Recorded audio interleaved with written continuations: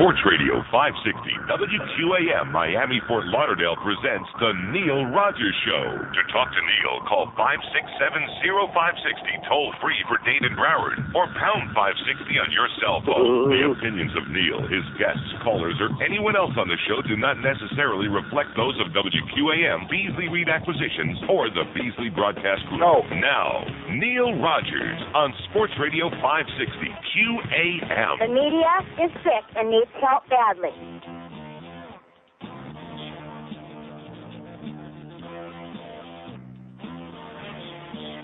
He categorically denied he ever snorted a line of cocaine. All right. He says that it's not true that he ever used cocaine. No. George denies when he denies that he tried cocaine.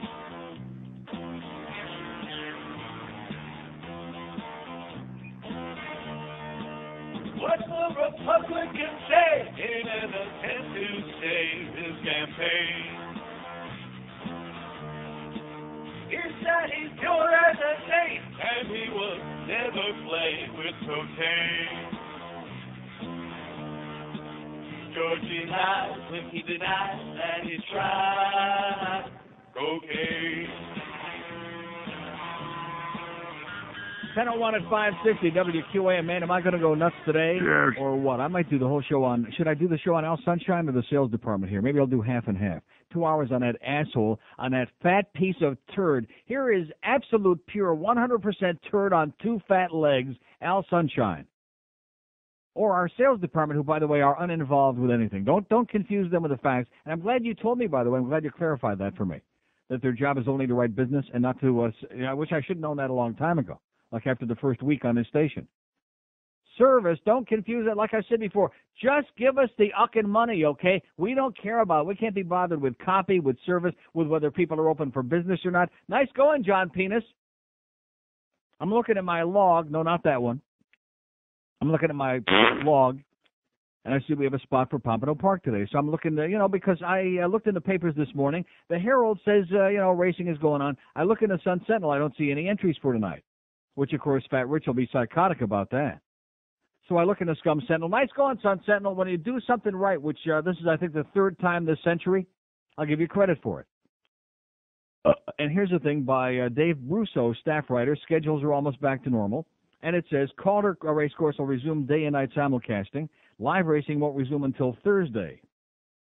And then it says Pompano Harness Track was idle Tuesday and closed today. Simulcasting resumes Thursday, live racing on Friday. Now, not only would I've gotten the information wrong in the spot that they're paying for, by the way, but I also probably would have gotten in my car and gone up there tonight and found a place dark, finster, schwarz, empty, vacant, because John Penis can't be bothered to service this account. Just like, and then come to find out the reason our salespeople weren't giving us any information yesterday as to openings and closings and anything having to do with our accounts is they weren't here. Todd Dreck was out there interfering with traffic in the hallway for about 3 minutes, but other than that, was our sales department president accounted for yesterday? No. But you know something? You people in the media, I gave you a lot of credit for, and I don't take any of that back for what you did on Monday. I think, generally speaking, they did a fine job. But it's like anything else. It's like those 2 or 3 days a year when we have a really great show here on this station. And instead of at the end of 4 hours saying, okay, this was great, we're going home with a smile on our face, we feel, instead of that saying, okay, things are going so good, let's stay on for 24 hours. And it's the same thing with you idiots in the media. You just don't know when to quit. And the more time you've got, the more you screw it up, especially if there's nothing going on. First of all, Mayor Penis, thank God we got an expert. He's an expert on traffic. He's an expert on tolls. He's an expert on weather. He's an expert on arenas and stadiums. He's an expert on graft. He's an expert on putting a monkey on his shoulder, Juan Medieta. He's an expert on having a stooge behind him, Merritt Steerheim. You notice that the three of them are inseparable through this whole thing. Everywhere there's Mayor Penis, you see Juan Medieta on one shoulder and Merritt Steerheim on the other. That's a heavy load to carry around, especially that fat pudwhacker Merritt Steerheim. Comes on there yesterday morning, like I told you at 10:30, and he's all distraught. He's all bent out of shape because the public isn't taking this very seriously. And see, at that point, I went nuts with him because we know what an asshole he is. He was disappointed because here was a chance to grandstand, just like some of our friends in the media. Oh, we got something good. We got the public by the balls now. We're going to, squeeze as long as we can. And by 10:30, 11 o'clock yesterday morning, it was very clear. See, I got sucked in. I want to apologize for a lot of things, including those surfers out there. The reason that they were going out there into number one is because Channel 10 was promoting it ferociously. Here's this dinosaur, this silly goose, Dwight Lauderdale. And you know something? I feel bad for Don. No. Because he is far and away the best meteorologist. He does a great job. Nice going, Don. No. And he's doing his great job. And then in the meantime, we go back to a non-existent bunch of silly people. They don't have it. You can't complain about their news department at 10. They don't have one. I don't care if they're number one, if they're number one half. They don't have any news people over there. They're a bunch of clowns. They make the people at Channel 7 look respectable. They're so, really. At least Channel 7, they give you a freak show, But here's Dwight Lauderdale going, oh, but it's dangerous out there. It's dangerous. And that cross-eyed bitch, well, I can never think of what her name is because I'll never watch Channel 10 again anyway till the next storm. But they're going on and they're promoting this. And, of course, every time that they would promote it, which is about every 10 or 15 minutes, more people would show up out there at Hullover Beach. And they showed the one cop car that was sitting there, and the poor cop was going, what's he going to do, Arrest all these people? He can't do nothing. And so more and more people are showing up, and they're having a party, and they're having a good time. And I guess those people by that point had realized that what a lot of other assholes, including the mayor and the emergency people in Dayton Broward, oh, it's just unbelievable. As late as 6 to 8 o'clock last night, and maybe we'll get some spy reports today from people in the audience, people were having to go through roadblocks. They still had people in the shelters. They didn't send them home until last night. I left here yesterday. The sun was shining. The sun was shining. There was never a drop of rain after I left here yesterday. There was never any big wind gust, a big blow of any kind whatsoever. Was there any chance that there was going to be something really nasty happening yesterday afternoon or last night here? No. No. All you had to do was look at any one of the TV channels on there, any one of the 500 people hyperventilating, look at the goddamn weather map, and you said, hey, guess what? We like I said yesterday morning, we dodged a bullet. Okay? It was over. Finito. And they were making people, and guess what, by the way? We luck out again today. No tolls on the turnpike again this morning. Why? Because they didn't send anybody back to work yet. And they have to have live people there in case the toll booths malfunction and the arms don't. You know that routine that goes on. So instead of that, this is the same state where they're always crying poor mouth. We don't have enough money, especially for the highways. We just went through that thing in Dade County, with Mayor Penis, who's the traffic expert and the weather expert and the bullhit expert. And no tolls again. How many thousands of dollars do you think they're losing in tolls yesterday? I understand that. Yesterday is perfectly understandable. No tolls. Does it make any sense today? No. Absolutely not. How come if the kids can all go back to school? How come if the postal letter carriers can deliver mail again today? How come we can't get the toll workers back out there again today to collect all that revenue for the state? Not that I'm bitching, you understand, about saving $1 today. Woo! That might, God. Between that and Pompano Park being closed tonight, look at all the money I'm going to save. I might have enough to buy another dinner for somebody someday for some freeloader. But Al Sunshine, stand by, sweetheart, with your big, fat ham hocks, you piece of smelly turd on legs, you. Your performance, I realize you're desperate over there at Channel 4. Desperate would be an understatement. And, of course, Bryan, really, his whole claim to fame was Hurricane Andrew and that movie they did and the whole song and the fact that he has Dan Rather's phone number, And, by the way, Dan Rather, you also were embarrassing last night. 20 minutes on the CBS Evening News of Dan Rather standing in a trench coat in Savannah, Georgia. Or guess what? There was some light rain falling. Just hysterical people, crazy people. And I thought, boy, this is good news. There must be nothing else going on in the world real bad. I know you're desperate over there at Channel 4, but Al Sunshine, yesterday, you showed your big, fat, pimply ass to the world. I'm surprised they didn't pull like the response Tom. At least Tom Green is hysterically funny, And they kick his ass out. goes to these crazy places, and they say, Who the hell are you? and that's what they should have said to Al Sunshine yesterday, as he's busy lecturing all these people. Lecturing. I'll give you a lecture, okay?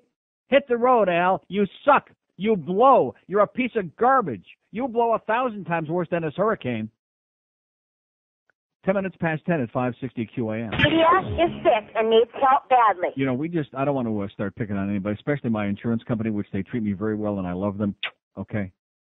But we just ran a spot. Man, pinch me if I'm sleeping, okay, if I'm dreaming. That we just ran a spot saying that Hurricane Floyd might still affect us and the sky might still be falling and et cetera and so on. Did we just run a spot that said that? Uh-huh. Oh, okay. I thought maybe I just dreamed that. Maybe that I was hallucinating. So I better change the subject and go back to Al Sunshine right away, okay? Because otherwise I'll do like the next 20 minutes on what I just heard. See, this is what happens. People want to exploit your misery and suffering, even though we didn't really have any misery and suffering. There was a lot of inconvenience. And let me say it like I said yesterday, this thing was too big and too awesome and too dangerous just to ignore it. So I'm not knocking anybody if they made reasonable precautions. If you went overboard and you behaved like an asshole, well, then I do knock just like I did before. Then you're an asshole.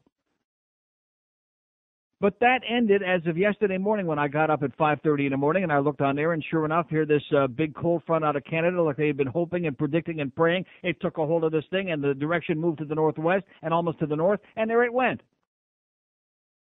And certainly by the time I came on air yesterday morning at 10 o'clock, we had every reason to believe that maybe we'd get a little rain and a little wind, and that was the end of it for Dade and Broward. And I was on here yesterday asking about places being open, and people were acting like, you must be crazy, mister. Places that are open? There's a hurricane warning out there, man. And I'm going to tell you right now, if I were in retail, if I had a restaurant, if I were in retail of any kind, if I had a supermarket, I'd have been open yesterday, and I'd have been on every goddamn radio and TV station. I would have bought spots. I would have gotten freebies. I would have had Jeff Cohen running a goddamn thing up in the sky there on a plane and saying, hey, guess what? We're open today. Everybody else is closed, but we're open and we're doing a thriving business. Come on by. And we only jacked the prices up 50%. Oh, you must be crazy, mister. There's a hurricane warning. Even though the sun was shining, and even though the eye was, by 8 o'clock yesterday morning, the eye of the storm, I have it right on the front page of the Sun Sentinel, the eye of the storm was north of Lake Okeechobee. Now, what's the weakest part of any hurricane? The southwestern quadrant. What was the part that was closest to us at any time? Was the southwestern quadrant. Do tornadoes get spawned out of the southwestern quadrant? No. No, they did a magnificent job of educating us all about that on Monday.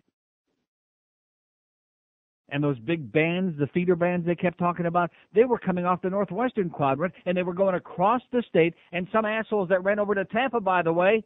Hey! I kind of feel clueless right now, Bill. Hey!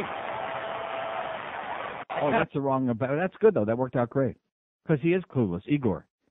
That was outstanding. I loved it. Yeah. Yeah, that ran over to Tampa. Guess what? They had a bunch of wind and rain and crap because one of the bands from the northwestern quadrant of the storm, it went over into the Gulf and across Tampa and Clearwater and over there for those rednecks over there. I don't want to mention Igor on here and what a putz he is that he got, hauled ass and went over to Tampa to escape the storm. We didn't get anything here, by the way, Igor. And by the way, the food from yesterday is all gone. How do you like that? And it was really good, too, from our buddy Brad over at Tony's. There was a smart guy. He stayed open for business yesterday. I drive back toward home. There's the Amoco station there on Sunrise by Flamingo. And how come you people didn't tell me about that? You did a really piss-poor job, by the way, yesterday of alerting us to people that had enough brains to be open for the public's convenience. Amoco station, not open for gas. They had all the pumps, closed off and big sign in the window.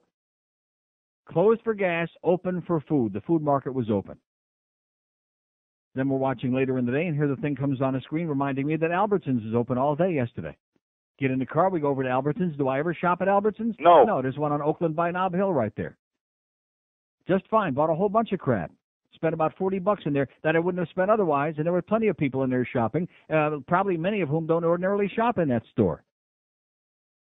So anyway, here comes yesterday about 3 in the afternoon, and I'm doing my channel surfing, and I'm flipping all around, and the sun is shining. There's not a cloud in the sky. There's not a drop of rain. There's a little breeze, believe me. That should be our worst problem any day in the summertime. We get much worse rain, much worse winds, all kinds of problems. Limbs are down, believe me. It was a fine day. Just like today, so far, it's a beautiful day. And here about 3 in the afternoon yesterday, here I'm channel surfing, and I come across Channel 4. And here is this asshole, this major, screaming, oozing asshole, Al Sunshine. And you notice, by the way, his big, he's supposed to be the big consumer advocate. He's the one that's going to expose all the scams. He's there working for the public, waving those ham hocks, which is an old CBS. That came from CBS years ago. They were doing that in New York. They had some silly guy like him. And lately, evidently they've gotten sued too many times over there because, like when he was doing his big expose on air conditioning companies and the other kind, he doesn't even give the names of the play. Remember the good job they did on the moving companies a couple of years ago? That was great. Not anymore. Probably getting their ass sued all over the place. So he just gives you a bunch of glittering generalities. Well, we went to this place and they screwed us, but he don't bother telling us what place it was. So you're useless to begin with, okay? But anyway, here's Al Sunshine, and I'm going to tell you something. I've never, ever been so nauseated with the local media in my life as I was at this thing. It wasn't bad enough that we had Dwight Lauderdale on there yesterday telling everybody, every 5 minutes, showing these clips of the kids over there at the goddamn Hullover Beach. Don't go there, don't go. And it's like they should have flashed the sign. Go have a good time at Hullover. The waves are great, kids. Take your surfboard. That wasn't bad enough.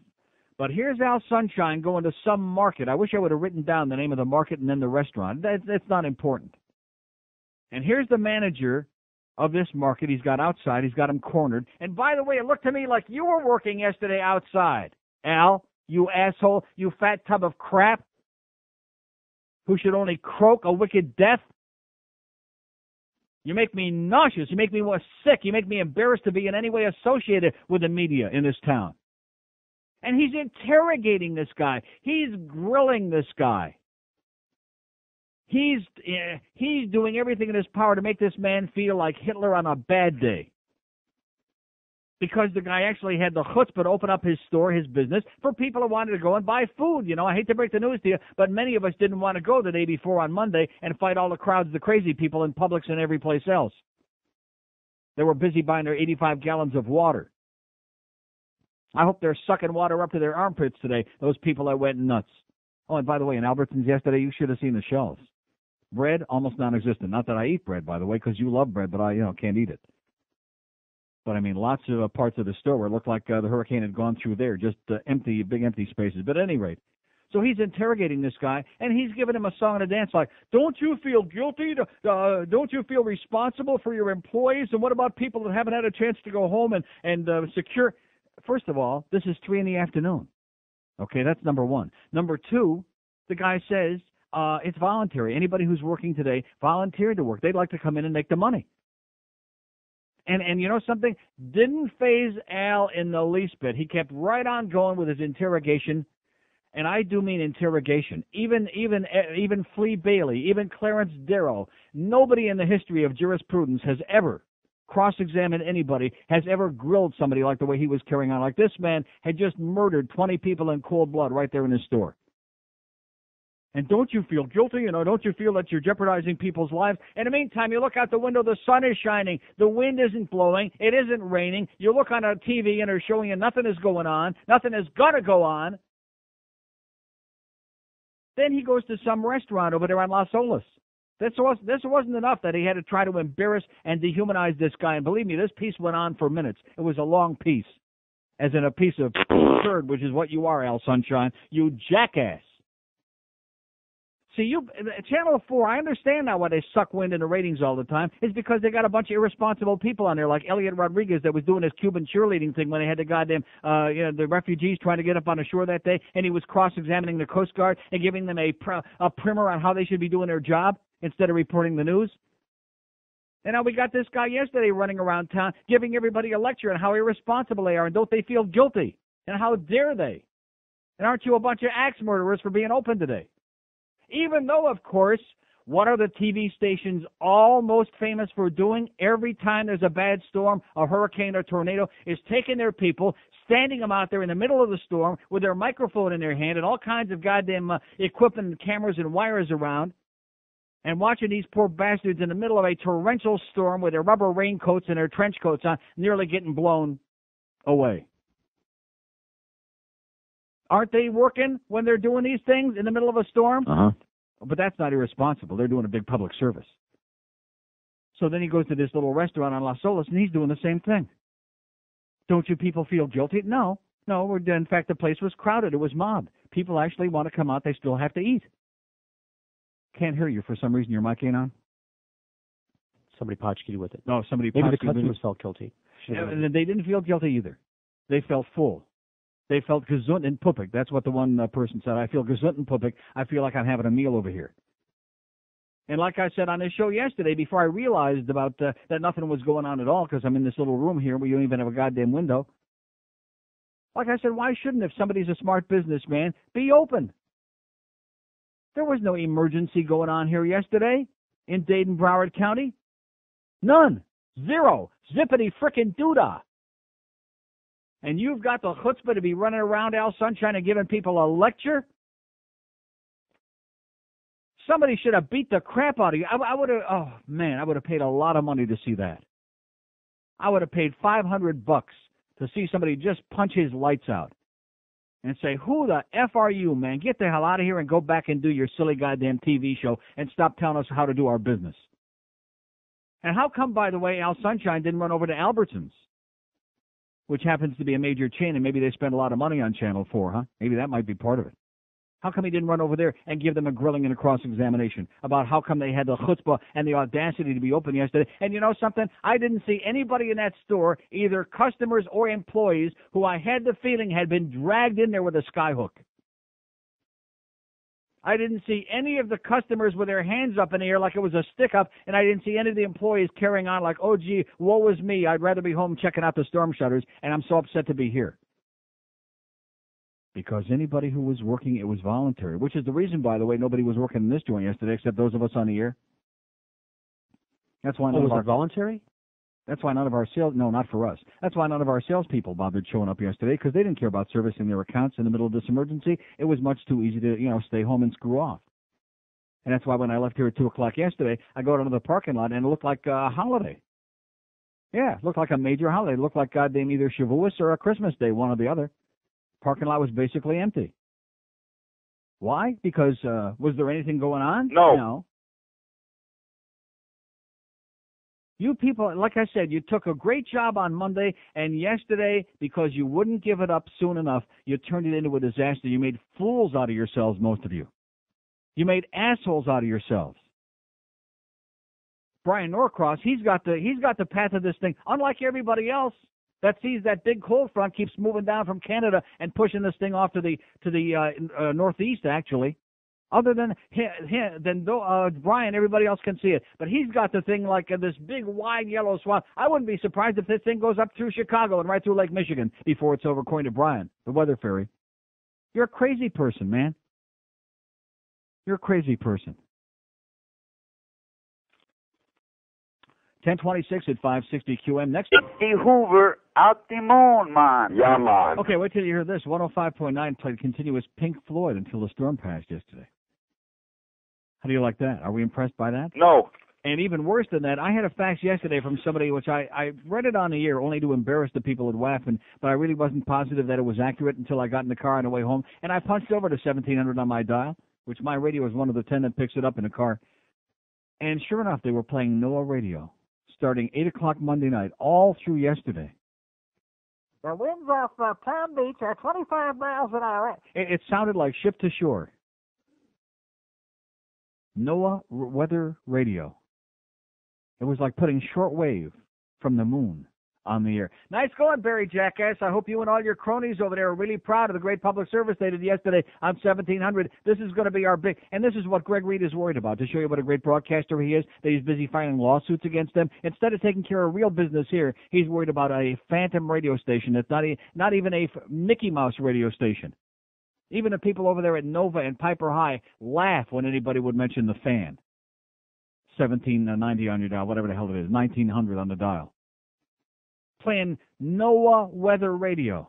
That's their great public service. Do they even have anybody live? No. Like a living and breathing person? No. No. Nice going, guys.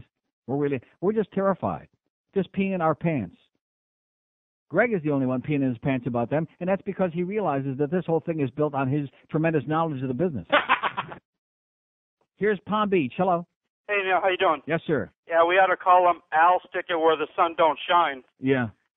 Anyways, I'm in Palm Beach. How you guys doing up there, by the way? I heard yesterday afternoon that you were going to take a big hit, is what I heard. Yeah, I took a big hit. That's what I heard.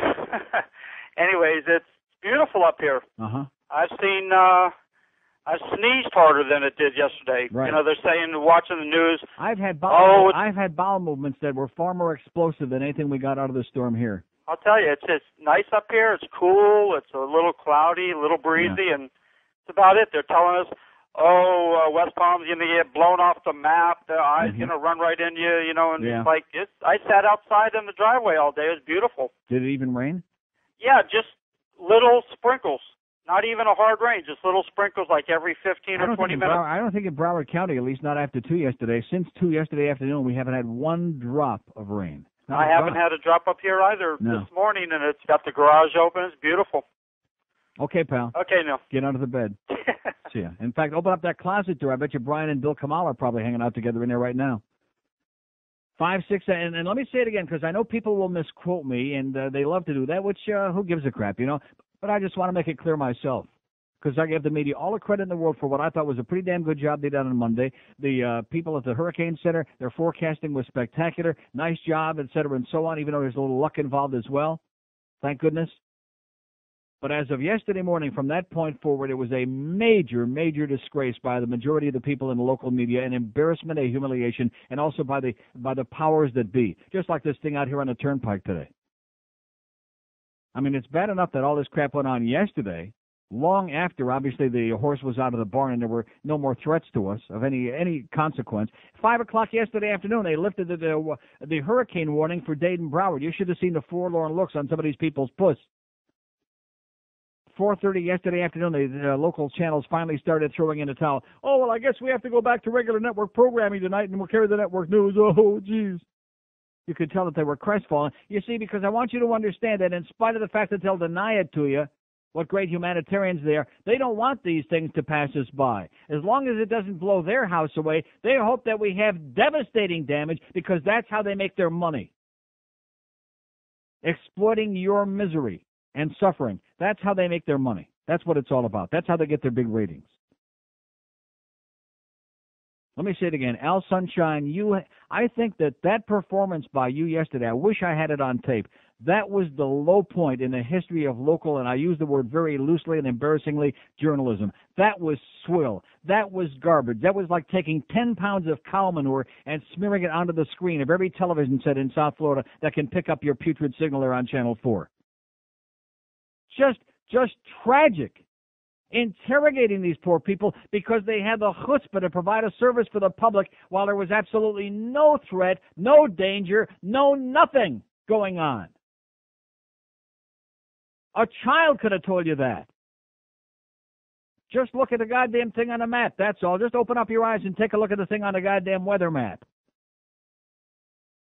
And he's out there interrogating and cross-examining and grilling and just trying to debase these people and dehumanize them like scumbags. How dare you? Don't you understand? There's a hurricane warning here. What are you, some kind of a Nazi, commie, pinko sympathizer? Are you, maricon, whatever he's doing? Just every name in the world he's calling him. I'll say it again. If somebody would have broke his legs right there, I would have got up and cheered for an hour. I would have been moist. If they would have just taken a baseball bat and broken his legs and said, get the hell out of here, you jackass, you silly person, you. Go wave your ham hocks at somebody else.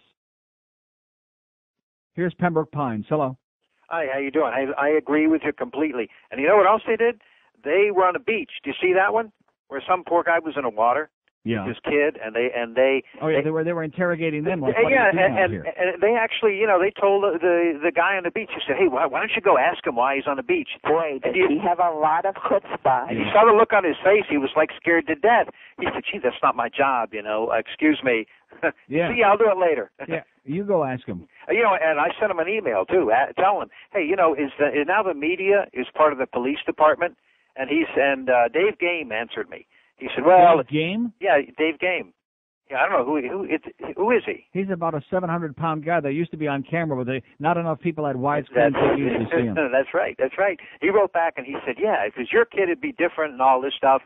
I wrote him another letter saying, hey, think how it would be if it was just you there with the guy and you went up to him and said something. If it would have been him there, they would have thought it was a beached whale. They wouldn't have known it was a person. That guy would have punched him out. He said, hey, mind your own business. Yeah. But then the last letter, that one, they just said, oh, thank you for your comment. Yeah, they don't give a crap. They're desperate. They're so desperate at Channel 4 that it's embarrassing. I know. And I saw that they thing. didn't have Angela Ray on there going, doing that yesterday. You know what restaurant it was? It was Mango's. Right, Mango's in Fort Lauderdale and Los Olas. That's right. I know. That good was place, too, by the way. It was shameful the way they were harassing the poor guy. Yeah. Like they're supposed to feel guilty, and everybody there seems everyone's there eating. They're having a good time. There's not a cloud in the sky. There's nothing on the horizon. Everybody's having a good time. How dare you? I'm with you. All right, have a great day, pal. Bye. And like I said, he's out there. It looked to me like he's working, jeopardizing somebody. Oh, yeah, but he's working as a public service. Anybody believe that? No. You know something? If I was him, I would call in my retirement today. I wouldn't even go in. I would just call it in, saying, I'm so embarrassed and humiliated that you just won't see me no more. Al Sunshine, my ass. You're not sunshine. You're a big, dark, black, finster spot on the face of the media. You're a blight. You're an insult. That during a time when people are stressed out a little bit, that you're running around trying to lay guilt trips on people because they're trying to make a few bucks. Go lay a guilt trip on some of the people who ripped some of the rip-off artists that jacked the prices up on plywood and other crap. Go do that routine, which you got plenty of experience doing. And then we'll applaud you. Silly, silly person you. You are, Al Sunshine, you're the epitome of what the local media here is all about. The yokel media with a Y. That's why this is a place in television where all the old washed-up has-beens, Ike Siemens, Michelle Gillen, all the people, the swill, the garbage that the networks don't want around anymore, they shovel them back off down here. Not to mention Jackie Nesbrawl, another very silly person. 21 before 11 at 560 WQAM. Want to score some pot? Car theft is on the rise. In America, a car is stolen every 12 seconds. What can you do to protect your car? An expensive car alarm system won't protect your car from being stolen. The club won't protect the valuables inside your car. But a big black guy named Ben can. Get away from the car, motherfucker. For less than you'd pay for an expensive car alarm system, and even less than you'd pay for the club, you can get a big black guy named Ben to protect your automobile. Get away from the car, motherfucker. It's simple to use. Just leave the big black guy named Ben in your car whenever you get out, and he does the rest. Whenever anyone gets within 6 feet of your car, Ben simply gets out of the car and tells them, Get away from the car, motherfucker. Listen to these testimonials from people who use a big black guy named Ben. It's always nice to have someone to ride with, although he really doesn't say much, just... Get away from the car, motherfucker. That's about it. I didn't get a big black guy named Ben to chat with. I got him to protect my car. It's the best investment I've ever made. My neighborhood isn't that great. There have been a lot of car thefts. I can't tell you how many times I've heard... Get away from the car, motherfucker. Knowing that I've got a big black guy named Ben protecting my car lets me sleep better at night. Call now, 1-800-1BIG-GUY. That's 1-800-1BIGGUY. And instead of hearing this, you'll hear this. Get away from the car, motherfucker. Just thinking, I was hoping that maybe yesterday when they were doing the grilling, when he was just trying to decimate this poor guy, the manager of the store, that maybe the assistant manager would have come out and would have been a big black guy with a baseball bat, would have broken both of Al's kneecaps. Oh! Yeah, that would have been great. Well, get away from the store, Mother Scratcher. Here you go, Al. Oh! Here's another one for you. Oh! You fat tub of lard, you jackass, you simpleton, you imbecile. See, because that's the one thing, if nothing else, the media are today, and that is intrusive. Sticking their nose into places where it has no business being. Giving people lectures on things that they know nothing about. That's what the media really does great. Here's a mobile in Hollywood. Hello. Neil? Yes, sir. Good morning. I was just curious. Is that Al Sunshine thing what I saw on TV yesterday where he was at a restaurant asking people why they were serving? I didn't know that was Al Sunshine. That was him. I couldn't believe that. That was that fat tub of lard with his big ham hock that he's always waving everybody, telling us how much holier and better he is than everybody else, and giving these people a grilling. I guess you saw it, and they trying to make them feel guilty, like how dare you be open today? I didn't realize that was him, but that was him. Well, I was looking at it. I just said, how can somebody be there pestering these people? Right. There is no hurricane. Right. I knew Monday because I have a friend who actually works for the Hurricane Center. Yeah. They were really secretly telling people, not people on TV, but they were really worried about Cocoa Beach on up to the Carolinas. They knew for a fact, based on the cold front, how fast it was coming and how slow the hurricane was moving, that it was not going to hit where it hit here. I mean, where it was supposed to have hit here. Yeah, they didn't want to take a chance on letting that out, because then if it turned out that their calculations were a little bit off, there could have been mass devastation and they would have taken the blame for it. So I guess, better to be safe than sorry. And I don't disagree with that. I have no problem with that. No, but after 10 or 11 o'clock yesterday morning, anybody, including the mayor, that was hyperventilating and was so disappointed that people weren't getting psychotic enough, there was nothing to be psychotic about. Which brings up my next point.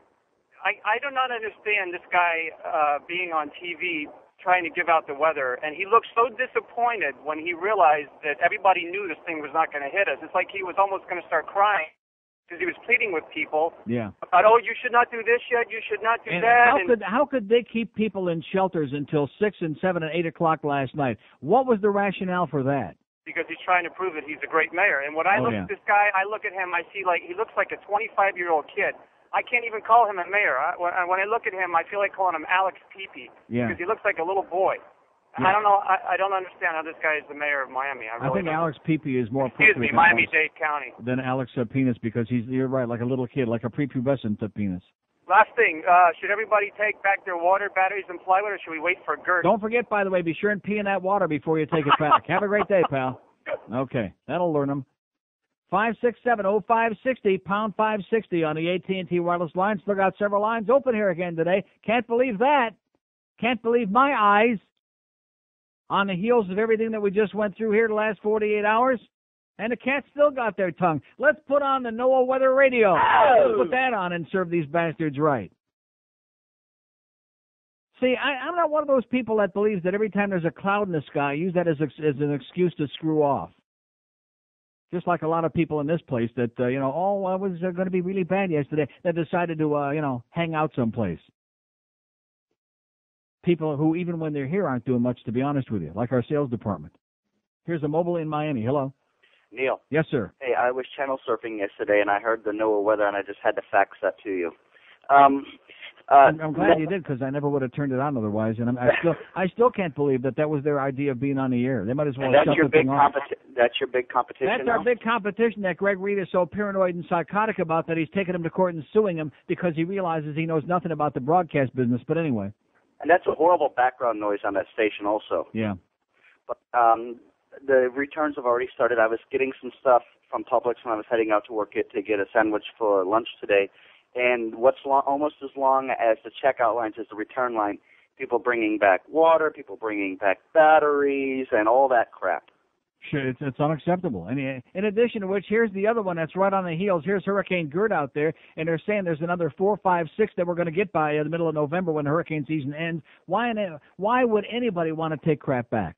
Well, I was smart like Fredo. Since the beginning of the year, I keep my soda bottles and my my milk jugs. And I just fill those puppies up. Yeah, do like Brittany. Keep your jugs full, right? Exactly. Okay. All right, have a good afternoon, and try to keep from getting blown away. Okay, see you. 567. And speaking of Britney Spears and the Backstreet Boys, by the way, so the concerts are rescheduled for December 5 and 6 here in South Florida at the Mac Arena. Have I seen any of those tickets? No. I'm assuming. Oh, and by the way, the guy that called me yesterday was absolutely wrong. Backstreet Boys video debuted as number 1 on TRL yesterday, the new video, and it was great. I didn't see anything wrong with it. It was different, but I thought it was great. Debuted at number 1. Did I mention that?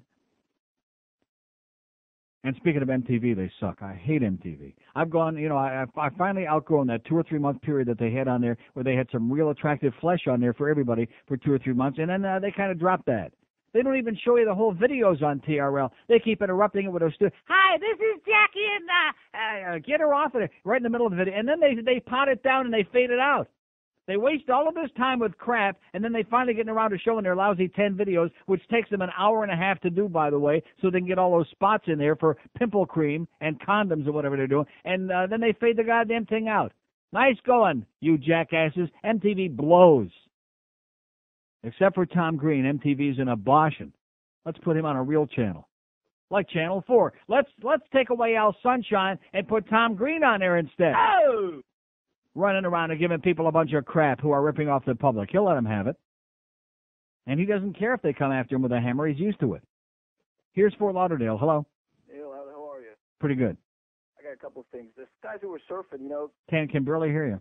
The guys that were surfing yesterday. Yeah. I mean, they wait all year. You can never get any waves down here. I used to surf. And most people that surf are fairly decent swimmers. So, you know, I agree with you. Like, they're broadcasting, don't go surfing, but they're showing pictures of, like, great waves. So, and they're not only doing it, but they're doing it on Channel 10, like every 5, 10, 15 minutes. They kept showing it, and here's Dwight go, oh, woe is me, woe is me. People are going to drown. And I'm getting sucked into it because I don't know what's going on outside. I leave here at 2 o'clock, and I realize there's no threat to anybody out there. Life is going on. But even when you surf, you're on a board. You're not going to get sucked in by a riptide. You can just ride the board right in. I mean, you know, anything. Anyway, and the other thing is, don't these people in the broadcasting know, like, to pull spots when, you know, like you just played FPL? Right. I mean, and I got something else. How about the one we played for State Farm where they said that we're not out of the woods yet and Hurricane Floyd might still give us a number, you know? Channel 7 this morning has a fake attention? A fake FPL spot with some bitch in some recovery hot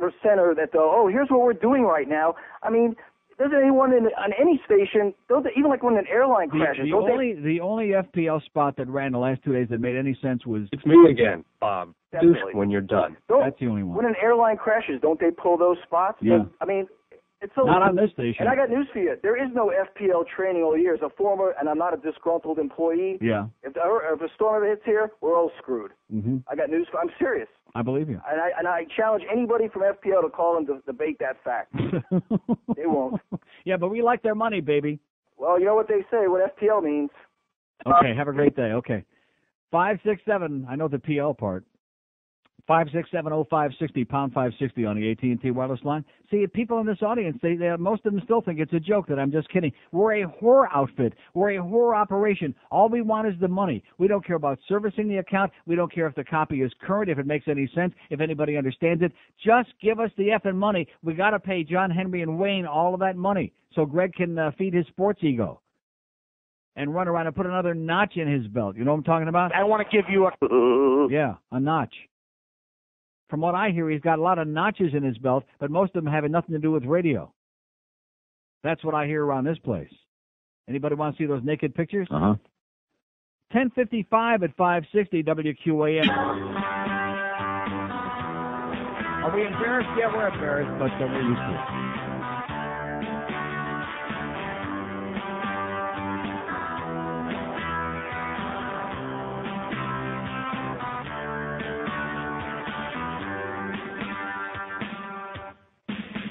Well, where, oh, where can that Twinkie be? Said Miss Monica Lewinsky. I got to reach it, but it's fallen too far. Probably what she was doing when she flipped her car. Well, she banged her head on the steering wheel. Not the usual way we feel. Sign on the road said straight ahead. Rep stop was near, she would soon be fed. Gave it some gas and swerved to the right, heading for the fast food light.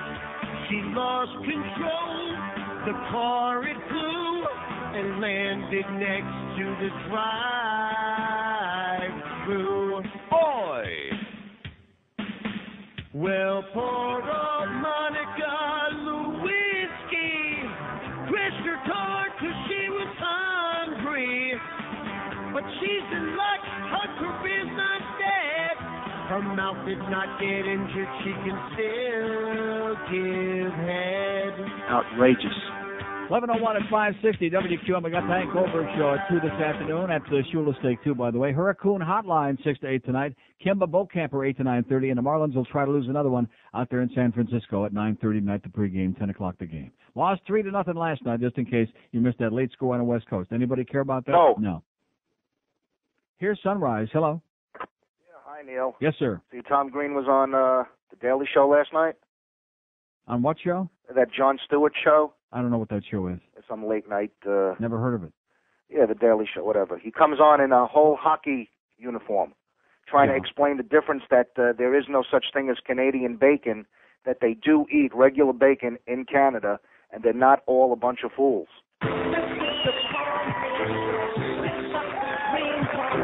Yeah. Yeah, no, that was, I thought you saw it. I love Tom. You know, I saw the thing with Al Sunshine at 4:30 in the afternoon, saying that the Hurricane, that they should be ashamed of themselves at that restaurant. And just like you, I thought he should get, just a bat across the knees or something like that. Yeah, they should have broken his legs. Somebody should have come out from inside either the restaurant, Mango's, or that market, whatever it was, and just broken his legs and said, just drag this silly ass out of here and go mind your own business. Did you see, the manager... Yeah, I want to tell you this. As stupid as people are, I doubt that there's one person in this town who was impressed by this charade that he put on, who agreed with the fact that he had any business being there in the first place. There couldn't have been one person who thought that he had any business doing this. No, he asked this one guy who was sitting there getting food. I mean, this real big, heavy-set guy. Don't you know there's a hurricane coming? And the guy just looked at him and said, right. Yeah, I know. That guy, and that guy obviously couldn't afford to miss that meal. That's right. But the manager showed some great restraint. I mean, I give him that credit, I tell you. And at 11:30 last night, Bryan Norcross, in his extended coverage, was still saying that the feeder bands could cause havoc tonight at 11:30. And he said, you still better keep your shutters on and bring all the stuff in. Yeah, you still better rush back in the closet. I wanted to give you the real thing here, Neil. Yeah, we believe There's it. a feeder band coming. Yeah, tell him to feed this. You got it, Neil. Okay, thanks. Bye. Tell him to feed on Bill Kamal. 567-0560, pound 560 on the AT&T wireless line. Just grotesquely irresponsible, and like I said, some of them so disappointed that we couldn't have a whole bunch of crap here. Then they could have had another made-for-TV movie about some of these people, huh? Then we could have brought Brian back into the limelight again instead of being just a little suckling for Dan Rather. And if it weren't bad enough that Dan, I love Dan Rather, okay? I always watch CBS Evening News, but last night was perhaps the worst edition of the CBS Evening News in history with Danny Boy there in Savannah, Georgia. They were hyperventilating, made the local channels look like Rip Van Winkle. They were so psychotic on CBS Evening News. And then as if that wasn't bad enough, with Bryan Norcross on there, giving his bullcrap information, at the end of the show, who does he talk to? Our good old buddy Neil Frank over there in Houston, who had nothing to say. Nothing. He would ask him some long question, and Neil Frank would say, well, yes, you're right, Dan. It looks like it's moving northeast, right, or northwest, right? Okay, well, we already know that. This thing isn't over yet, Dan. And, of course, we're not really predicting them any better. It's just that we have better technology, and we're reading them now, and we look at it, and yada, yada. He didn't say a damn thing. He still got the same bad haircut, by the way, my good buddy Neil Frank over there in Houston. Nice going, Neil. God bless you. Good guy, religious nut. Here's Cutler Ridge. Hello. Hi, Neil. How you doing? Great. Good. I want to echo something you said. It's all about the money. And, I'm a 48-year-old woman, born and raised here in Miami. Right. And, I grew up in the Grove with these little frame houses. And every hurricane come through that ever came through there. We got direct hits. We all survived it. Only because I listened to my Bahamian friends that came over here many, many years before. And always said, people say this is hogwash, but I'm telling you, I'm 48. I've been through them.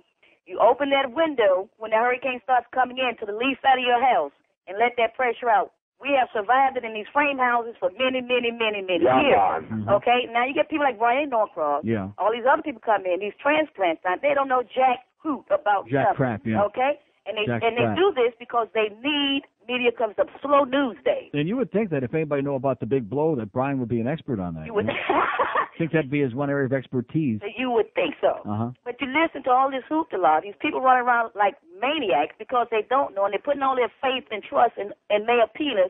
Oh. We're in deep trouble. Anytime a person can come down here and take hostages, what happens if these people want to leave the shelter? What is he going to do, shoot them? It looked like it to me. This is unbelievable. They had roadblocks up there, and you had to show ID to get as late as 8 o'clock last night.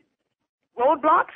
Yeah. You know, I don't even listen. See, yesterday my son and I tried to we were going to go-kart racing. They won't let us go-kart race. Yeah. Hurricane's coming. My sink bank's up. Can't get anybody out here unless I pay an extra $100 because the hurricane's coming.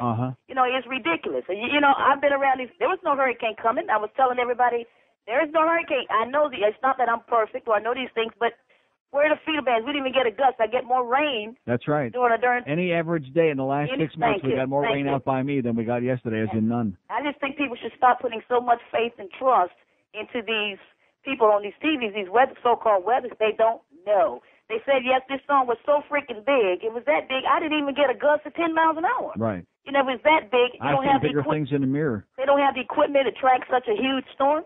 Okay, sweetheart. All right. Have a great day. You too. Just say no to Brian. No, Brian. Okay. Just say no to Brian. I understand most people do. That's what I'm hearing. 567-0560, pound 560 on the AT&T wireless line as we continue ripping Al Sunshine a big fat pimply ass, deservedly so. Maybe I don't think so. I don't think I'm getting carried away on this. I think that he deserves every ounce of energy, of negative energy that I can put in to decry his subhuman performance yesterday. See, this is the thing. Oh, we're in the media. We're so much holier than thou. We're so much better than all the rest of you pedestrian slobs out there. You better listen to us. The sky is falling, and if it's not falling right now, it's going to fall any minute. And you better listen to us and close up the doors because you're being goddamn irresponsible. You've got some nerve opening up. And let me say it again. How come there was nobody with a camera at Albertsons over there on Oakland and Nob Hill? Was there any problem there? No. Was anybody getting blown away? No. Not that we could see. Maybe in the tea room I didn't see anybody getting blown away or otherwise. And this guy's got the chutzpah to be running around at Mangoes and this other. Maybe somebody will know what the other market was because I tuned in just after he had started interrogating this guy and grilling this guy and cross-examining this guy and terrorizing this guy and dehumanizing this poor bastard. Well, don't you feel it was almost as if he was going to keep asking him the same goddamn question until he finally got him to say, yeah, I feel like crap. He was just indignant that the guy wouldn't say he felt bad, because he was endangering the lives of his employees and the customers and everybody else that he was coercing. You could see he was holding them in there at gunpoint. He had a shotgun to their head. I'd fire his ass right now is what I would do. But again, at Channel 4, they got no choice because they got a bunch of losers over there at Channel 4. It's a loser network is what it is. That's why they suck up the rear end every time. Rectum. Every rating period. Rectum. Channel 4 is down there just lapping up everybody's, just looking up at everybody else's behind. 567-0560, pound 560 on the AT&T wireless line. Okay, fucking blow.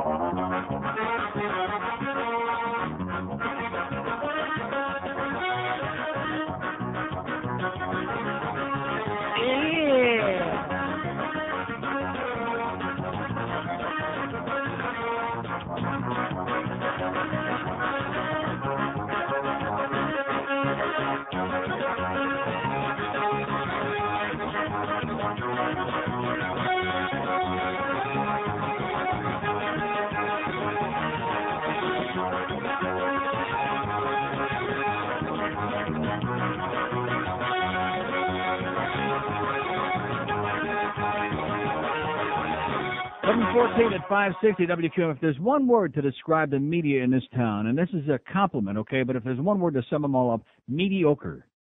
That is such a perfect word. I kept resonating through my mind while I was listening to that brilliant music I just played. Mediocre, okay, and that's the highest compliment I can pay. I mean, Don, no, great job on the weather. Most of the other media were larger, but those aren't like news people. Those are people who have training to do what it is that they're doing.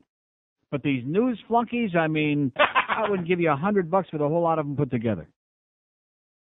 567-0560, pound 560 on the AT&T wireless line. I want to hear from some other people who I want you to come forward today and apologize if you actually went into a store and bought something yesterday, okay? Because we're supposed to feel guilty. In fact, I'm going to apologize right now on the air to Al Sunshine and everybody else in God and the human race that I went not only to the Amico station, we went over to Albertsons and bought $40 worth of groceries yesterday afternoon. And I want to apologize right now because I was jeopardizing somebody's safety, maybe even my own, by being out there on the roads. You know how crowded the roads were here yesterday? It was like a ghost town.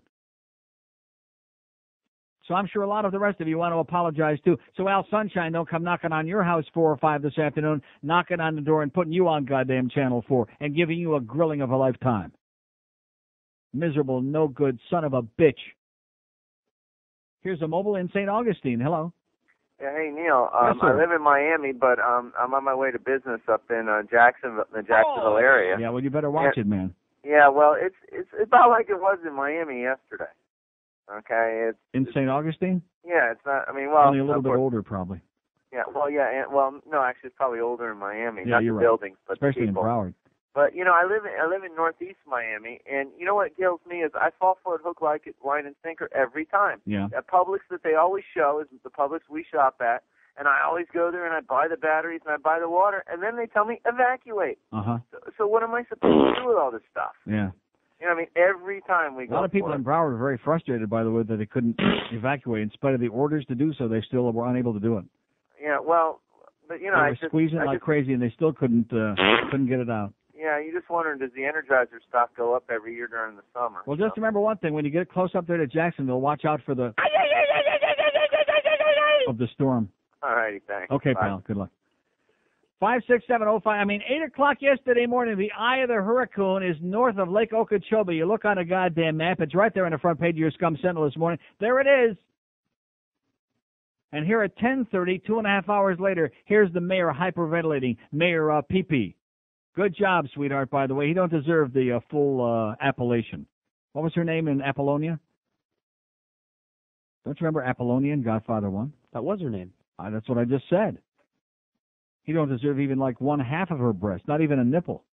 Of course, he wouldn't know what to do with it anyway. 5670560, pound 560 on the AT&T wireless line. The mayor is upset. He's pissed off and upset. First that you wouldn't vote yes on his goddamn blackmail penny sales tax, and now he's real upset that you wouldn't listen to him and heed his warning yesterday and get psychotic and crawl out of the bed and hop into the closet with Bryan Norcross. The mayor's real pissed off. Of course, the mayor couldn't go in a closet because there's not room for him and Merritt Steerheim and Juan Medieta and then that midget guy from the fire department. There's not any closet big enough for all 4 of them in there. Boy, are you a silly person or what, Mr. Mayor? God, what a joke.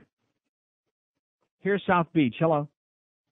Hey, Neil, how you doing? Pretty damn good, sir. Hey, this is the first time I called, but I felt I just had to call because there's just so much on my mind about this whole thing. Well, when in doubt, spew it out. Okay, well, unfortunately, I didn't get to see this Al Sunshine stuff because I stopped watching all the local coverage because I could have been a meteorologist after all the repetitive bull crap that's that I've right. heard.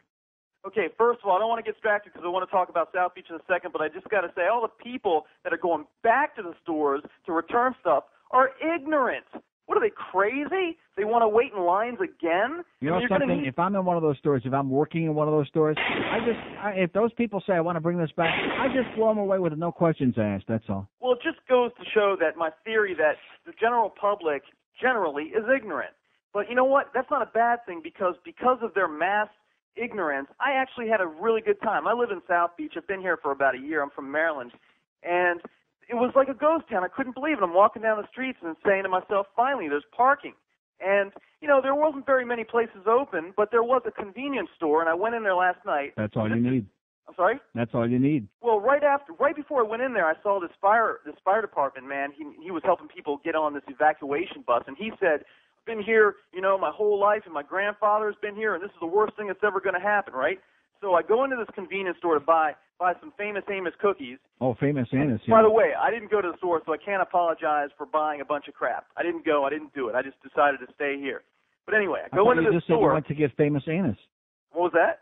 I thought you were supposed to apologize for buying the cookies, man. Well, couldn't figure. I just needed something to munch on just in case this thing did come through. Well, Brian would have given you something to munch on. So I'm in this store, and the guy, and I said to the counter, just making some small talk, I said to the guy, I said, so what do you think? Is this going to be the big one? And he said, no, it'll just, and this is last night, the night before when it was like everybody. Oh, Monday night, yeah. Yeah, everybody's predicting it's going to be, massive devastation. Mm-hmm. And he says to me, no, it's just going to be a little bit of wind. Yeah, I guarantee it. I'm like, how do you know this? And he said, I'm religious.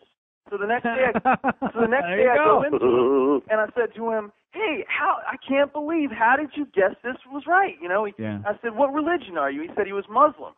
And, so this guy has more credibility to me than any of these guys that I've seen on the news. Oh, by the way, it's the Muslims and the Catholics over there in East Timor that are slaughtering each other like crazy over there, which is why we have to stick to peacekeeping force. More good old-time religion there in East Timor and Indonesia. But anyway, go ahead. Well, they should be meteorologists, I guess. Yeah, there you go. Okay, pal. But let me just say this real quick. Closing, yeah. South Beach was fantastic. There was nobody around. You could walk the street. Yeah. You know what it reminded me of? It reminded me of No Man's Land, like when people were leaving Saigon. Everybody was trying to get out. And I was not about to leave the beach and not get back on. And all the poor souls that went to these shelters. Yeah. Oh my God, they were there. They're supposed to be there till 6 to 8. Yeah, isn't that incredible? I was drinking Corona and having a great time walking on the beach, watching the surfers. There you go. Okay, pal. Okay, man. Thanks a lot. Bottoms up. All right. 5670560. Yeah, this is a joke. This was an insult, and I don't perceive that too many people are pissed off. And you want to know why? Because you're brainwashed. Oh, that thing's beeping again. You're brainwashed from the day before. See, you're confusing Monday with Tuesday. Like Apollonia said, Monday, Wednesday, Saturday. You're confusing the days of the week. Yeah, that's what she said before she got in that car.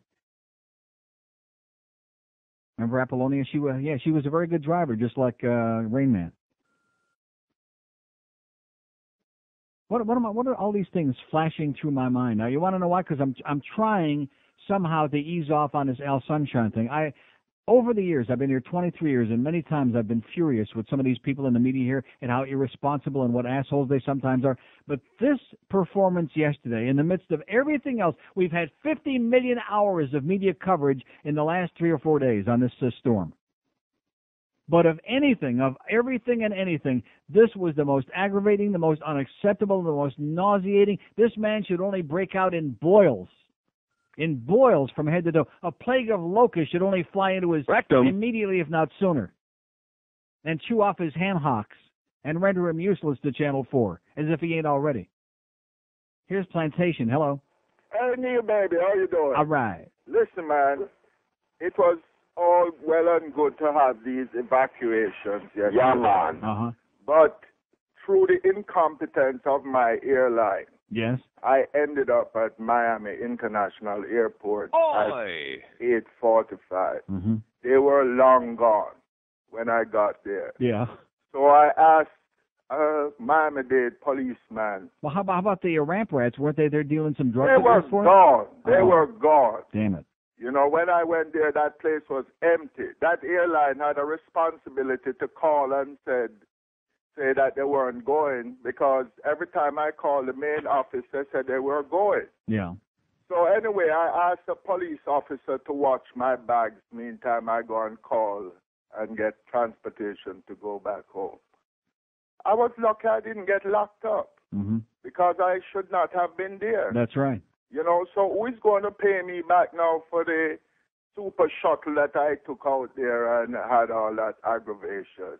Could you ask Mayor Penis if he's going to do it? Well, you know something? They were going to pay you back, but the tolls are down on the turnpike today, so unfortunately we can't afford to do it. Well, Neil, we'll send you our best wishes instead.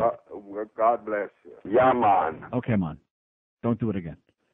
5670560, pound 560 on the AT&T wireless line. Let's give awards. Let's give the award to Al Sunshine for being the far and away biggest asshole of the last 2 days. And let's give the award to Dwight Lauderdale for a maybe not too bad of a finish second there. Encouraging, hey, look at this, all these assholes out there surfing. Okay, it's dangerous. Don't go out there. This is Haulover Beach, by the way, and there's only this one cop, and he's not arresting anybody. He's sitting there in the car. By the way, here it is again and again and again and again and again, over and over and over again. Although certainly, as always, winning the award is the silliest of them all. Oh, that machine is going nuts back there now. It's making all kinds of sound. Well, we got a nice long break. But anyway, like I said, that's right, we got long breaks, especially with those extra FPL spots we got. The ones that say, hey, don't get too confident because this thing could turn around and come back and give you the big blow. Yeah, those are my favorite. Here's a lady in Miami. Hello. Hi, am I on? Yes, ma'am. Sounds like you. That lady who called about leaving a window open during a hurricane is absolutely right. That's always works. It really does. I've been here more than 50 years, believe it or not, and that's an old Bahamian tradition, and it works. Yeah. Eric Clapton said it works like magic. The thing is the Seminole Indians had it even better than the Bahamians. You know, when they used to have the chickies out in the Everglades and a hurricane would come, you know, with no meteorologist to warn them and they knew it was coming. They weren't wiped out. Why is that? Why is that? Why is that? Because they didn't have high rises and walls to blow down. Yeah. They had, you know, everything was natural and they just burrowed down like gators in the mud. Right. And the chickies, the roof would fly off, but the standing post would still be standing after the hurricane. And nobody died. How do you like that? Because there were no high rises. So if we could all just stick our heads in the mud, I think we got it made. We got it licked. Knock down the high rises. Right. Okay. Okay. Okay. Bye. Thanks for the good news. Anybody have any idea what she said? No. But she was okay. Boy, that machine is just going ballistic back there. Papa, papa, papa, just going nuts.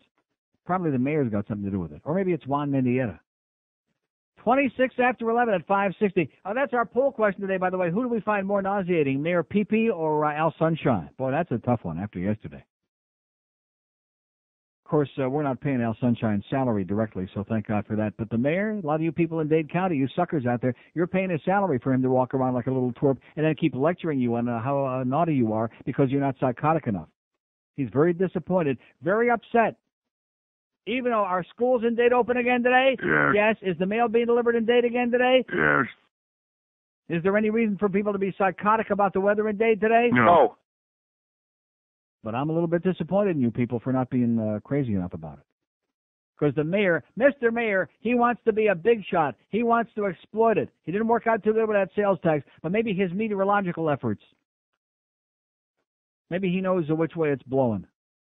I think that's where his expertise is, by the way, from all your country people that we're hearing from all the time, the ones that call him Mayor Bugaron. 26 past 11 at 560 WQAM, 8. Oh, Alonzo, you're so big.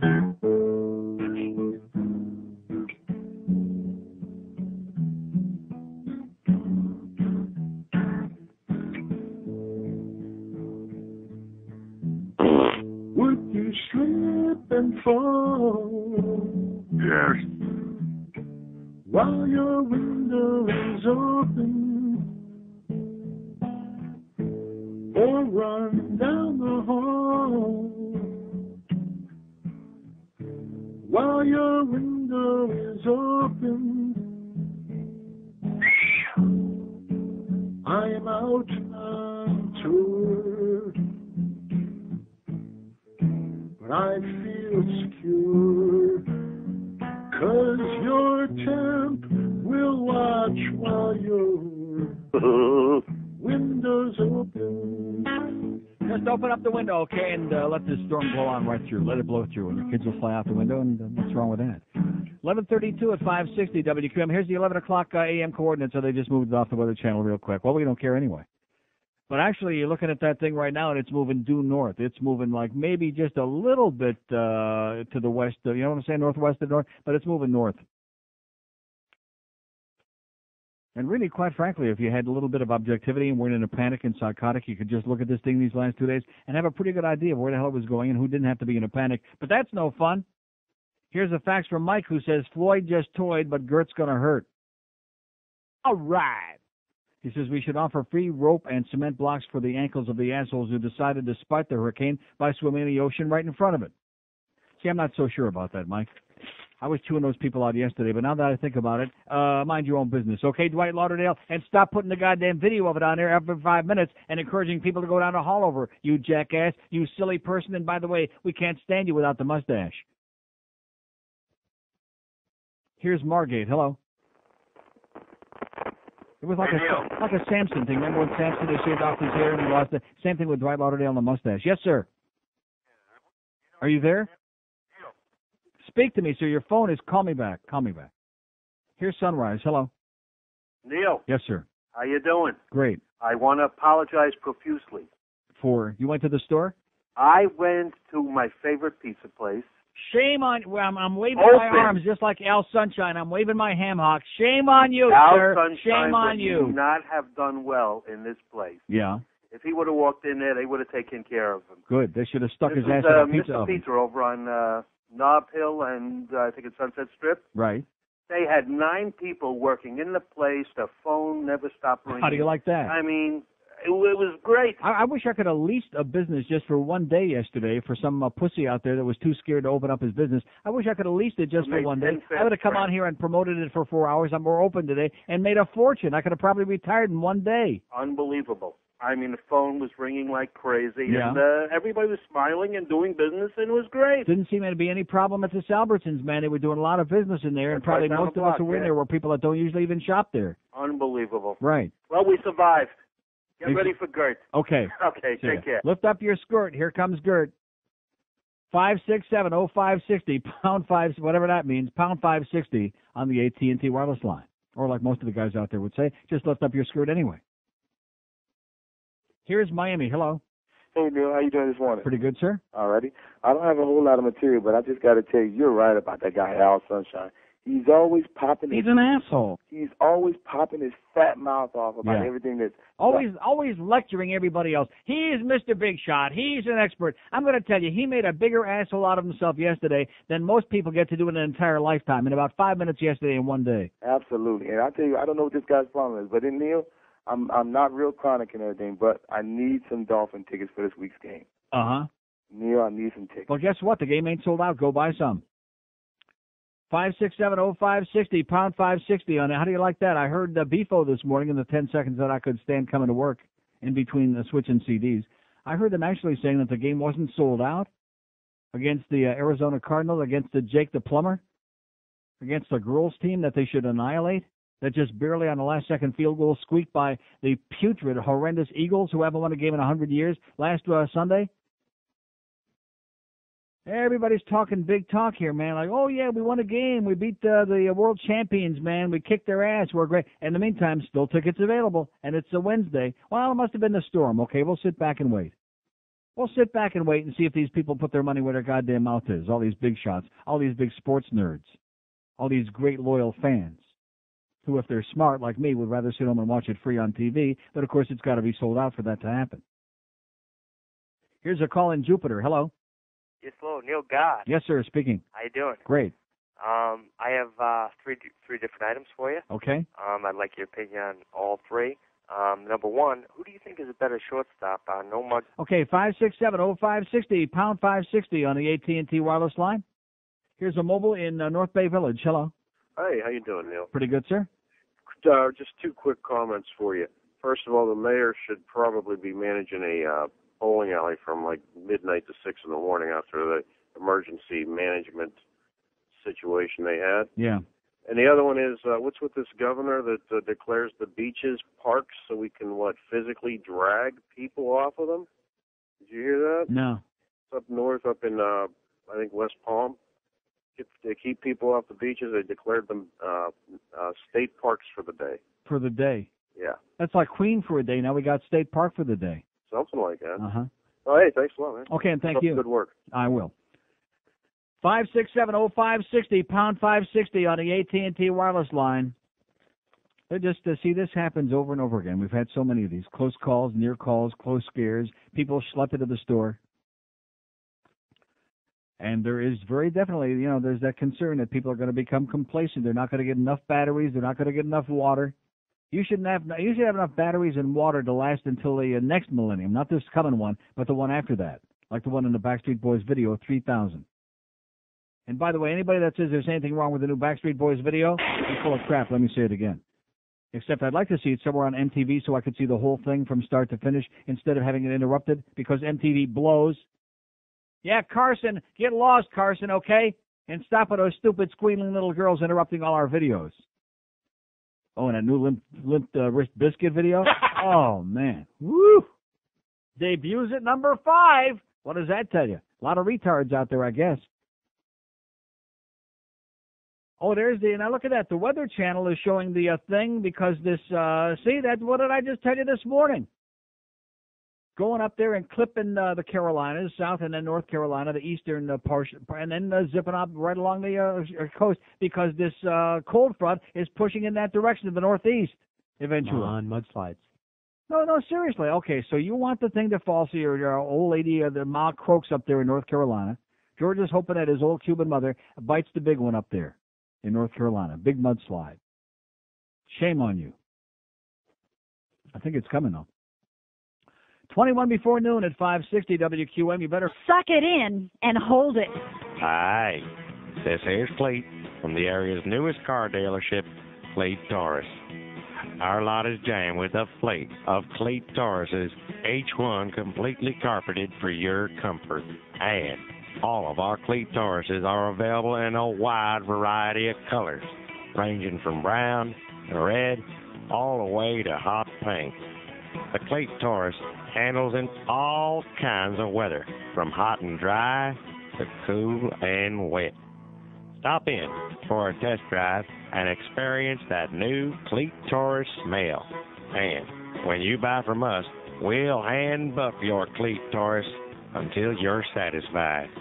Cleet Taurus, because the more it shakes, the better you're driving. How about anything? Cleet knows the oldest Sofa King.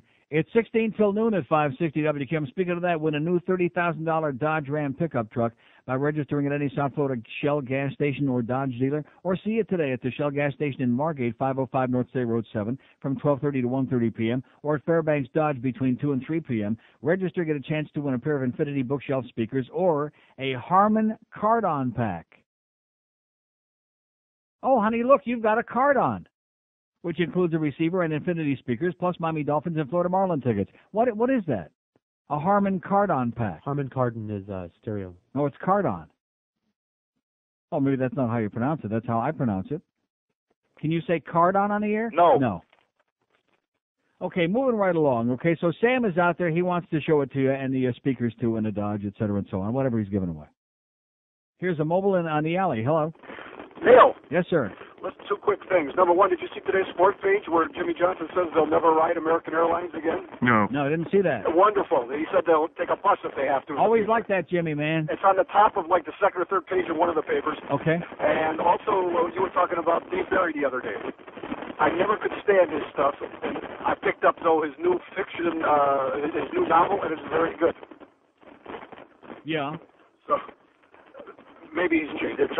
I doubt it. Okay, listen, get a new phone and we'll talk to you someday.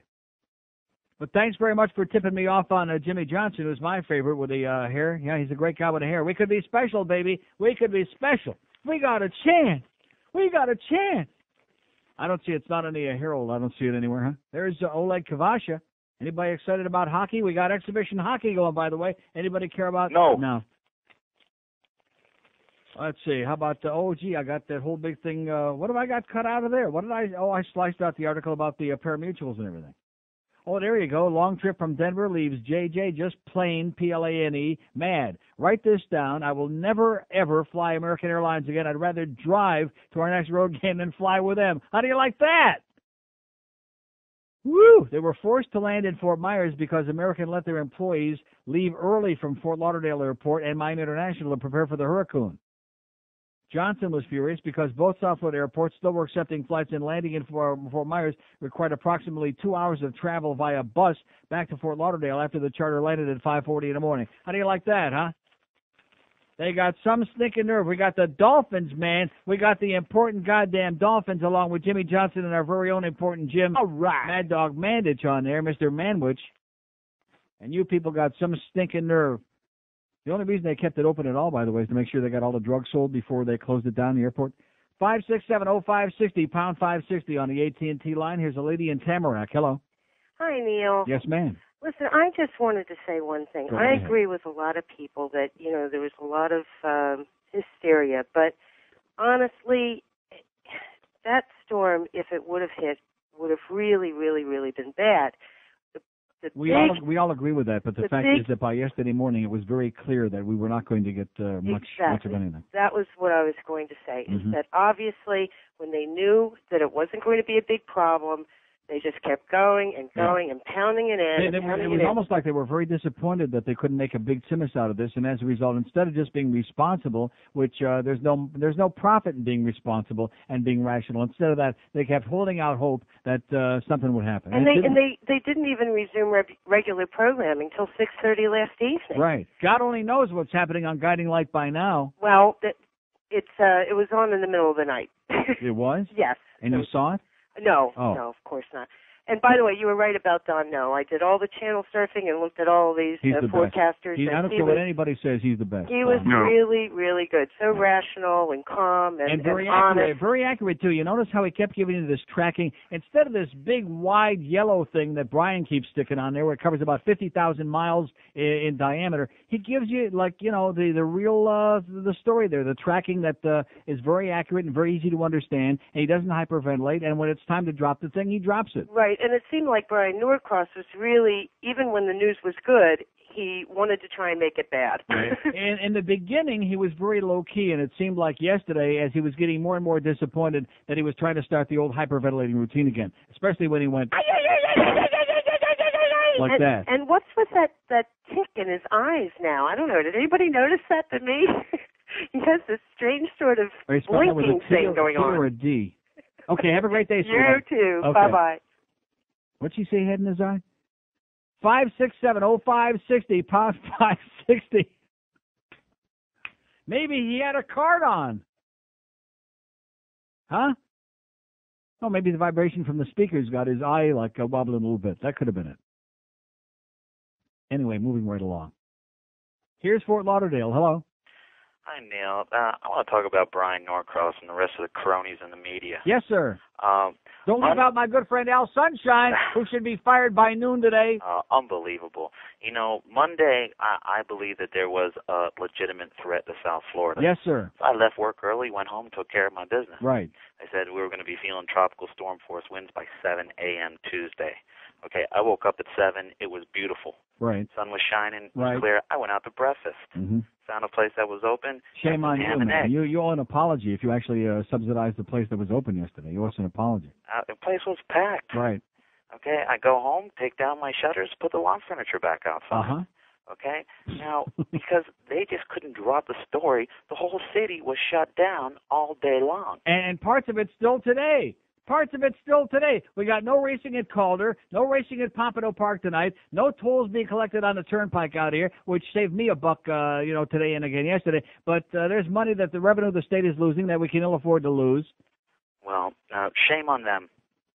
Amen. Shame on them. Amen. Thanks. See ya. Yeah, great job Monday, and you undermined all of it yesterday. As far as I'm concerned, you pulled the carpet right from under your own goddamn ass yesterday by just refusing to let go. There comes a time when you got to let go, okay? Let go already. And even yesterday afternoon, the weather lady there on Channel 7, Miss Kamal, she's going on about, these feeder bands. Feed this, okay? We're looking at the map, and we're seeing the feeder bands coming out of the northwest quadrant of the storm and going across the state over there in Tampa, where some really dumb people went, by the way, to try to run away from the storm, not to mention Igor by name. Did he get back today, or is he still over there hiding out under a blanket somewhere? Probably got wiped out in Tampa. Probably got the big blow over in Tampa, man. Here's a mobile in Hollywood. Hello. Hello, how you doing? Great. Hey, listen, the thing I'm worried about right now is they had all this hype about this hurricane, and what happens if the next one comes in and nobody does anything because they're all like, yeah, well, nothing's going to happen now because we wasted our time the last time. And yeah, well, but this is something, if you've lived here any length of time, this is something we always have to contend with, is we've had so many close calls, and then a lot of people get really complacent, and it's like the boy who cried wolf, and you got to understand that you got to give these people a little bit of slack, because that's not a precise science. They don't know exactly where it's going to hit. They're doing the best that they can up until midnight 2 nights ago. Yeah, well, you see, what I don't understand is they milk the story for all it's worth. Yeah. Because, I mean, there's such a lack of... Yeah, well, you're right. You got a good point. What they did yesterday, it minimized, it made a mockery and a joke out of the whole thing, and a lot of people are going to say, oh, yeah, well, we know they're a bunch of alarmists anyway. We're not going to pay any... You're right. Exactly. Yeah, you know what I thought was pretty funny, though, all the same? Even though they were... all the other stations except ABC, and I'm going to say why, but all the other stations except ABC were milking it for all it was worth. But you know what? It wasn't that much of an emergency for ABC that they couldn't show the Monday night game, you know? I mean, that's what I couldn't understand. Yeah, right. They still showed the game, so... Mm-hmm. But one big more bucks, point... baby. Big bucks. Big bucks. So, I mean, that didn't stop the game coming on, but I actually went out to look for I wanted to go watch the game on Monday night, and I went down to, like, Champs down in... what's that? Cypress Creek Road down there. Uh-huh. Yeah. just to watch the game on the big screen, and they were boarded up. They were closed, and so was Hooters right beside it. They were all closed. Are you kidding me? They were closed on Monday night. Oh, on Monday night. Well, closed. I can understand that, yeah. Well, I don't know, but I just thought, like I said, I think that the next time, if this one, Gert, is going to be a bad, well... We'll just go out and get drunk, that's what I say.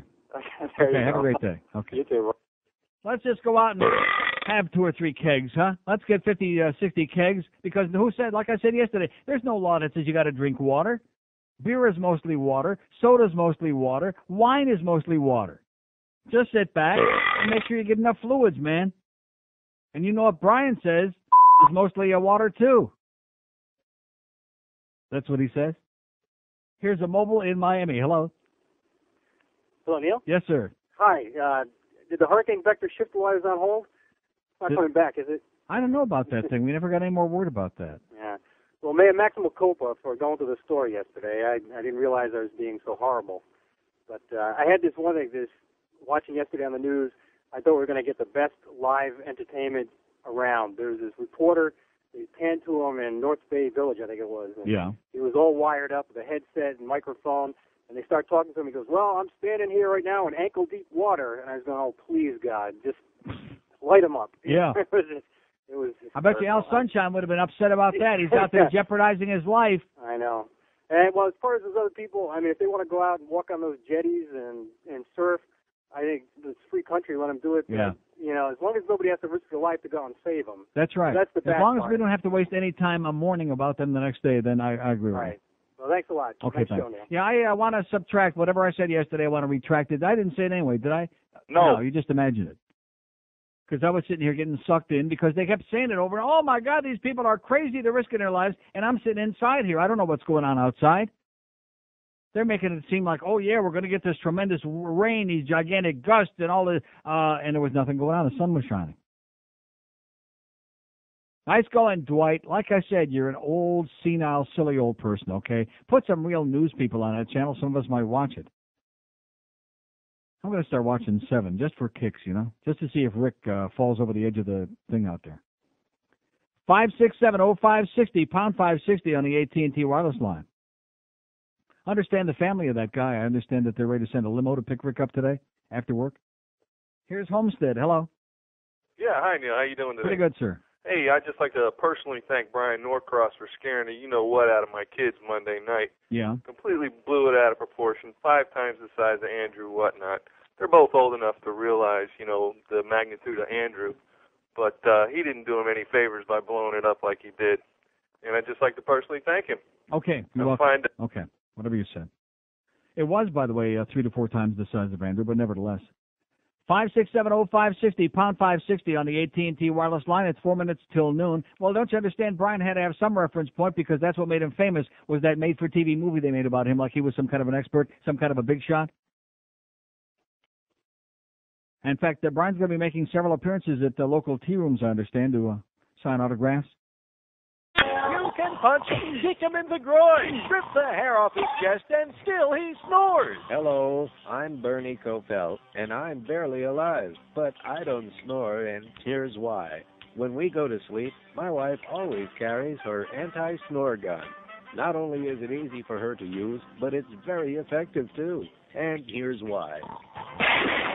Just one quick pull of the trigger, and you'll sleep snore-free all night long. If you have a loved one that snores, use the anti-snore gun. It's just what the NRA ordered. To order yours, have credit card ready and call the NRA at 1-800-AMERICAN-WAY.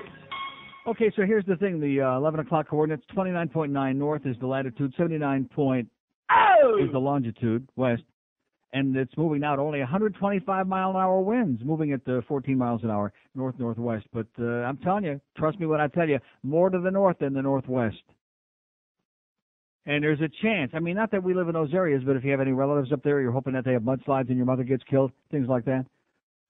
There's a chance, the way I look at this thing, that it's going to start moving to the northeast and then kind of like hug along the coastline and then maybe even move out to sea eventually, like sooner than they think. I'm not saying one way or the other, because do we live in any of these places? No. No.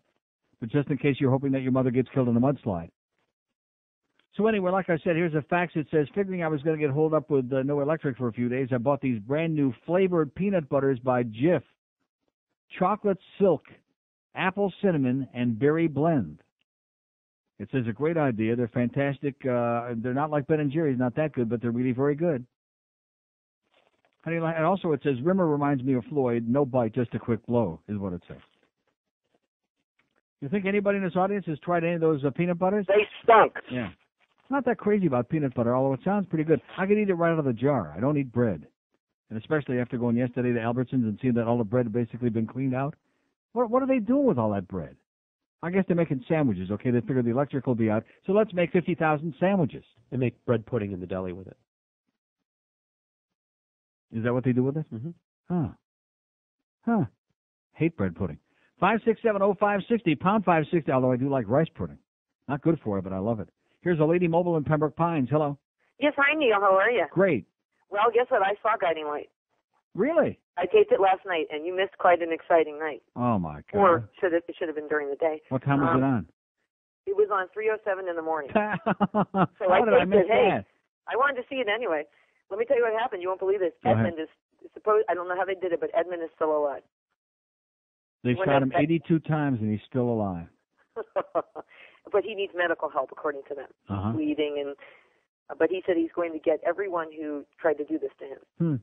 And that guard that tried to do the firing squad against Michelle and Danny and all of them, he supposedly is on Edmund's side.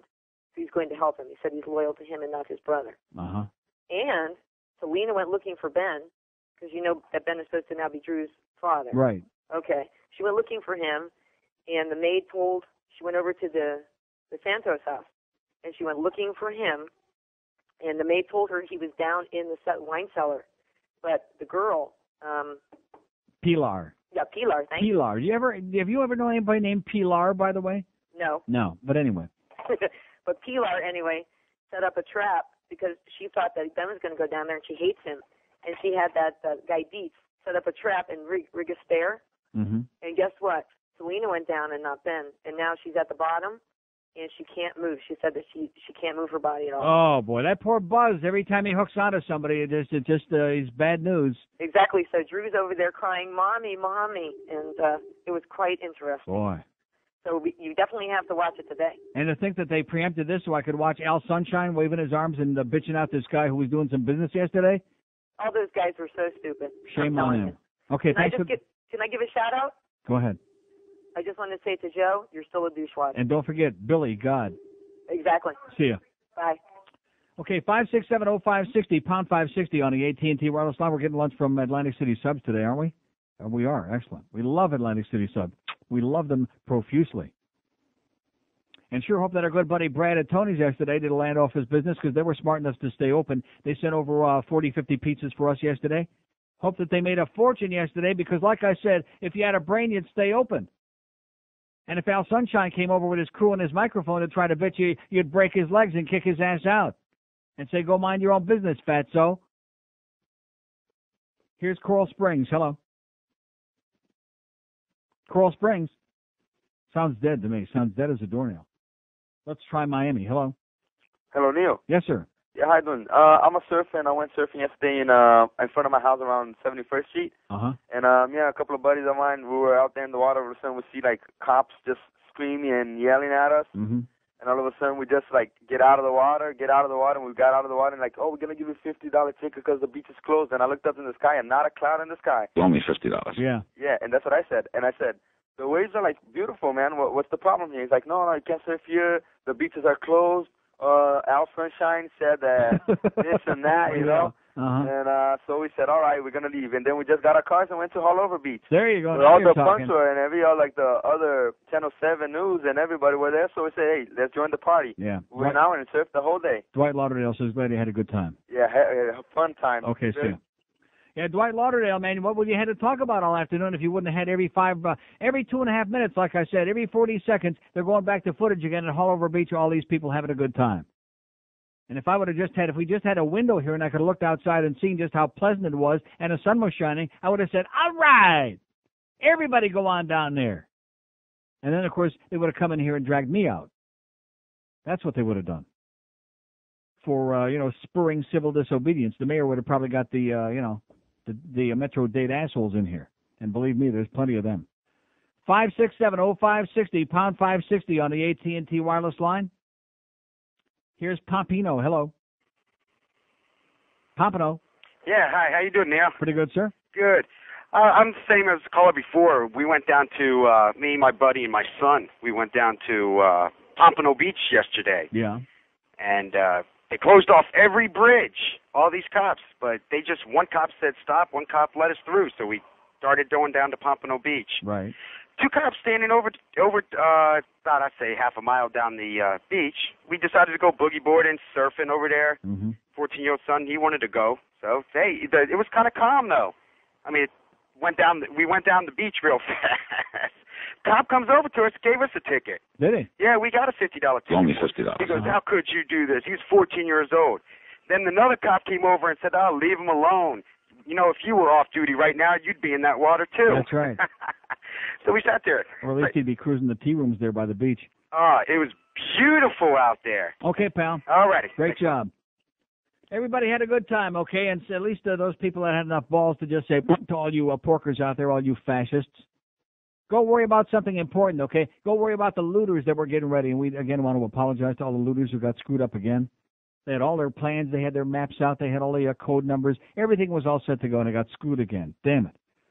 1209 at 560, your exploiting station, QAM.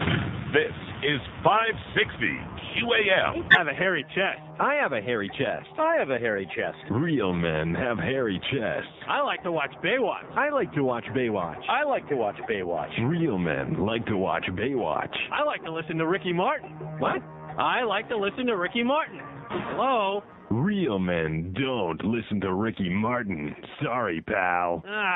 This is brought to you by Real Men. Anybody knows Real Men listen to the Backstreet Boys. Oh! 1214 at 560 WQAM. Schedule's almost back to normal. Do we have racing at Calder today? No. Pompano Park tonight? No.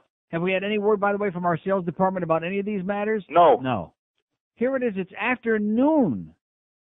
Afternoon. It's 12:15 in the afternoon, the day after the big blow, which never took place.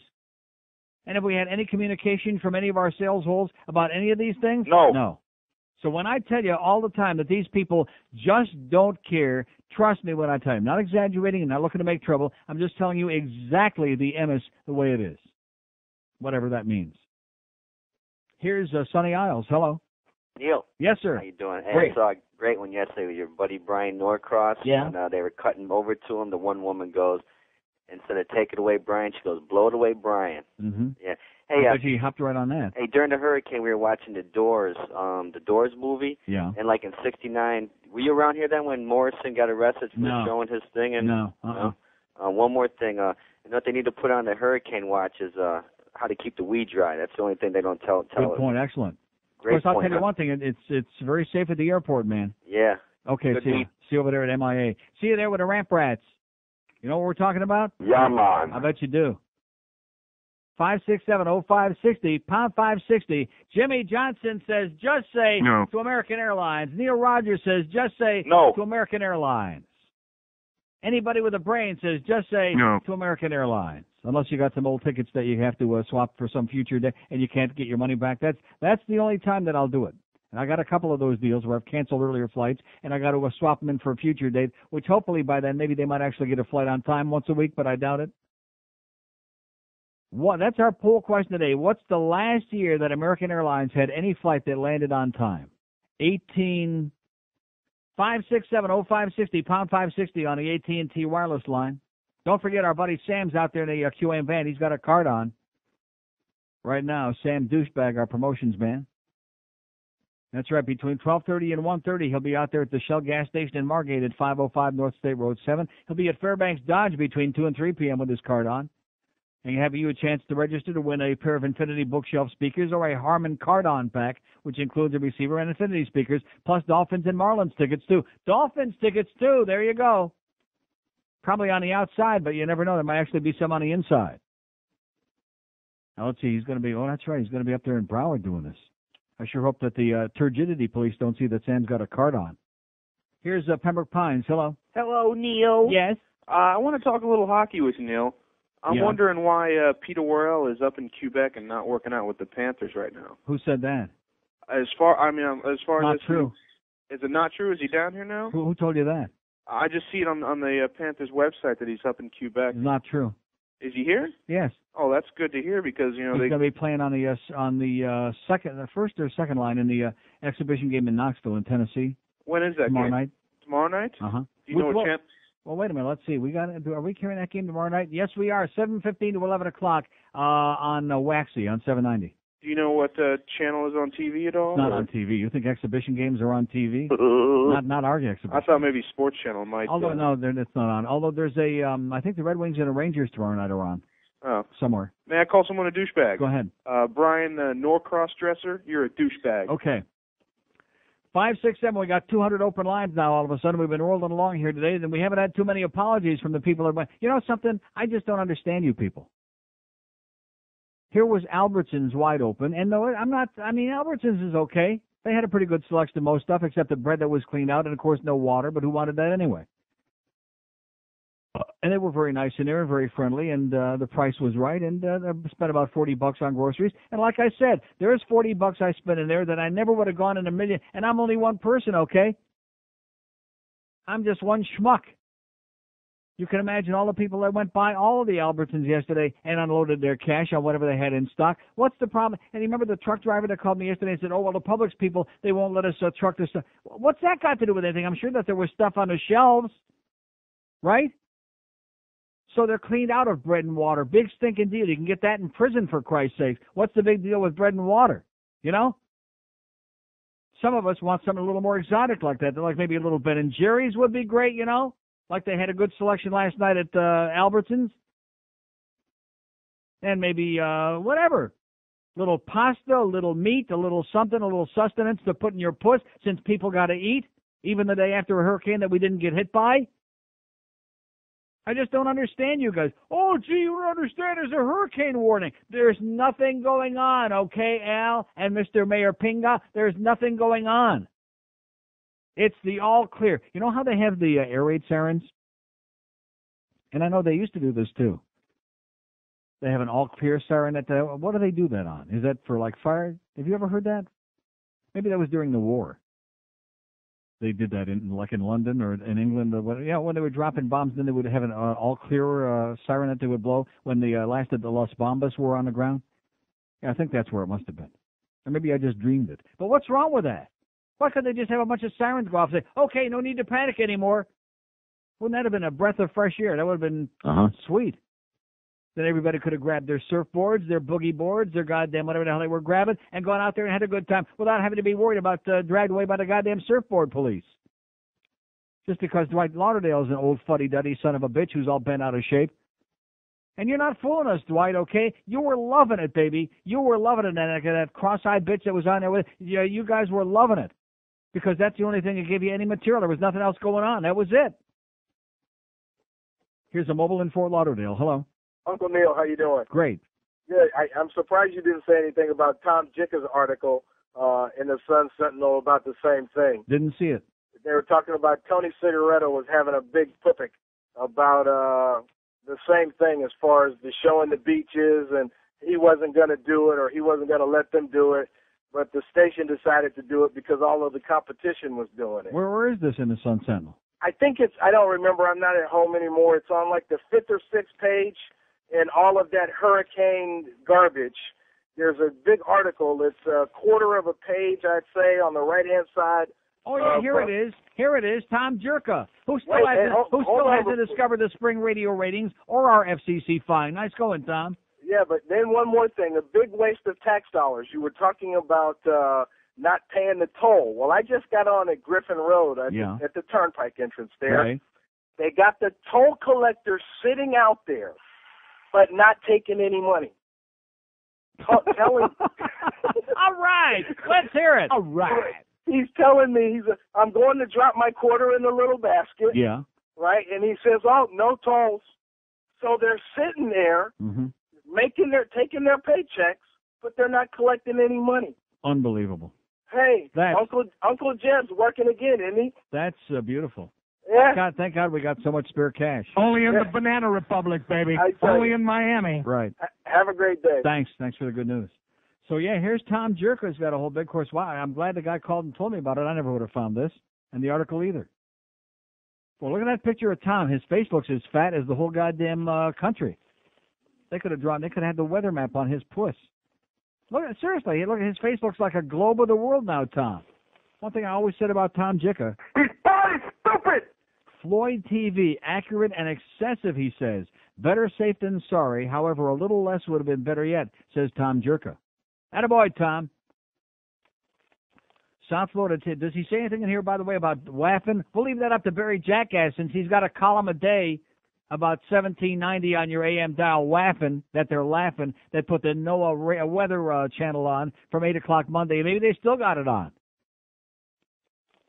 Of course, I'd rather hear the NOAA weather channel in here. I'm just talking about Brother Fred and the ranch. But at any rate, South Florida news, TV news organizations again provided an essential lifeline to the community during the approach of Hurricane Floyd. Although there were some typical TV shortfalls and excesses, the coverage as a whole was thorough, professional, and admirably lacking in gamesmanship.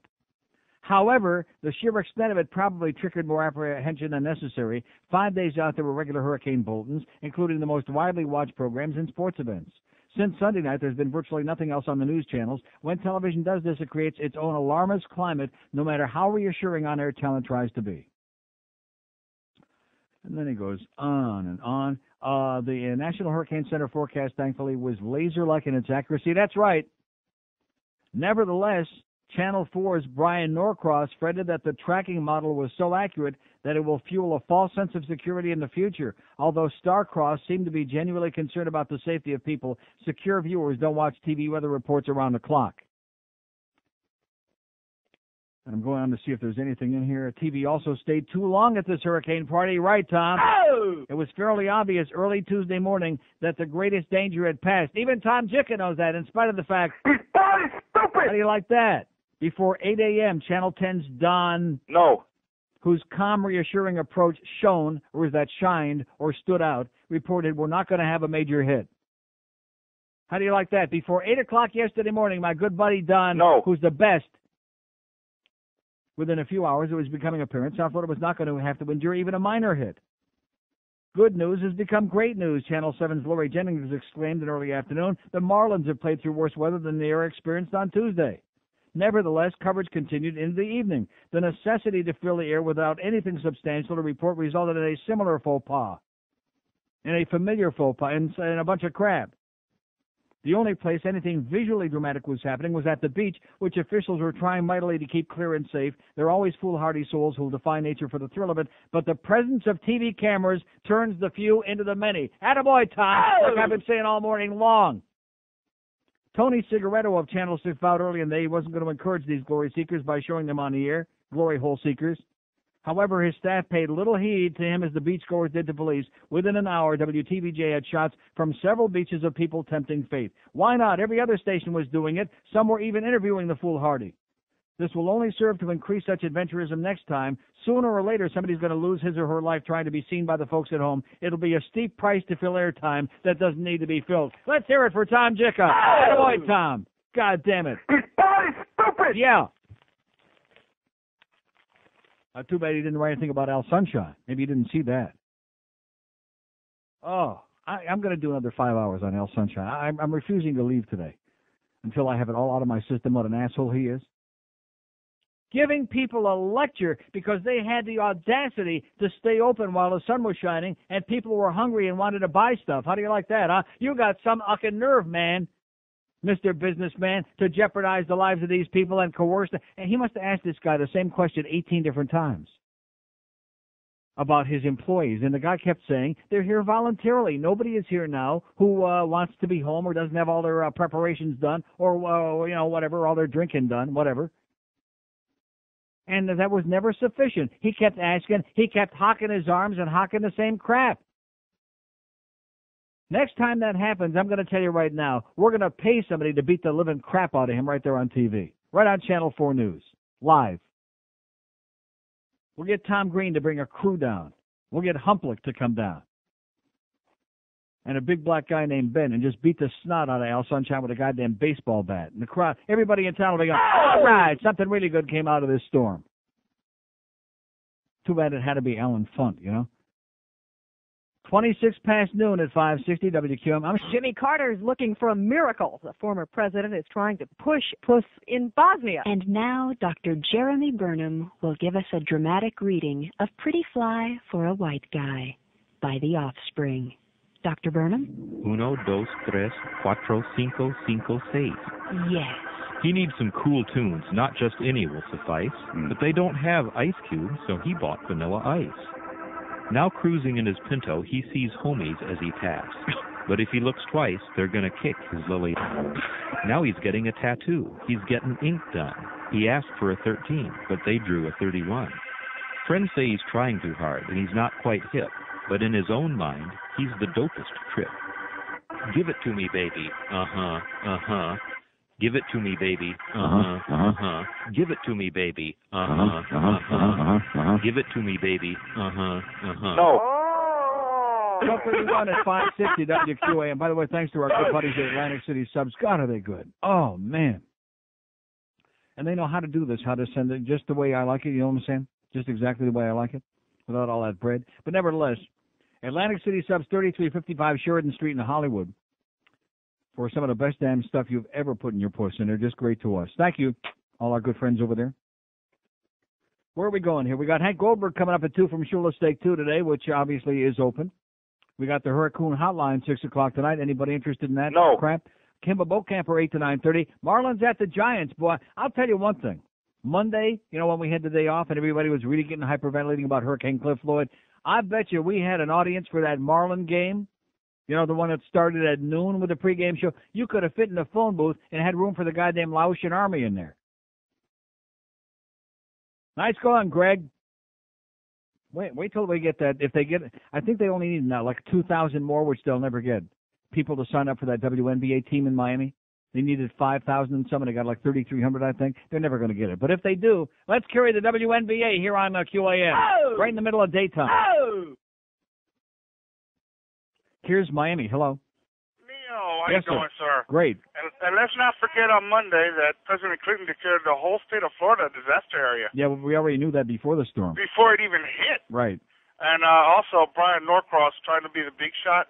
They panned over to him or switched over to him, and he put down the phone saying, "Oh, I was talking to Dan." Hold on, Dan. I saw that. I was watching, yeah. And he put down the phone saying, "Oh, that was Dan Ratter from CBS." And now you know why Dan was hyperventilating last night. Of course. Brian got him all worked up. And so the to only speak. reason why Bryan Norcross is so big like he is because he was the only station that was kept on during Andrew. Right, He was everybody the else only got thing- blown off, yeah. Yeah. Everybody else got blown off. Him, and now that these until one of these reporters dies being out there in the middle of a storm, Yeah.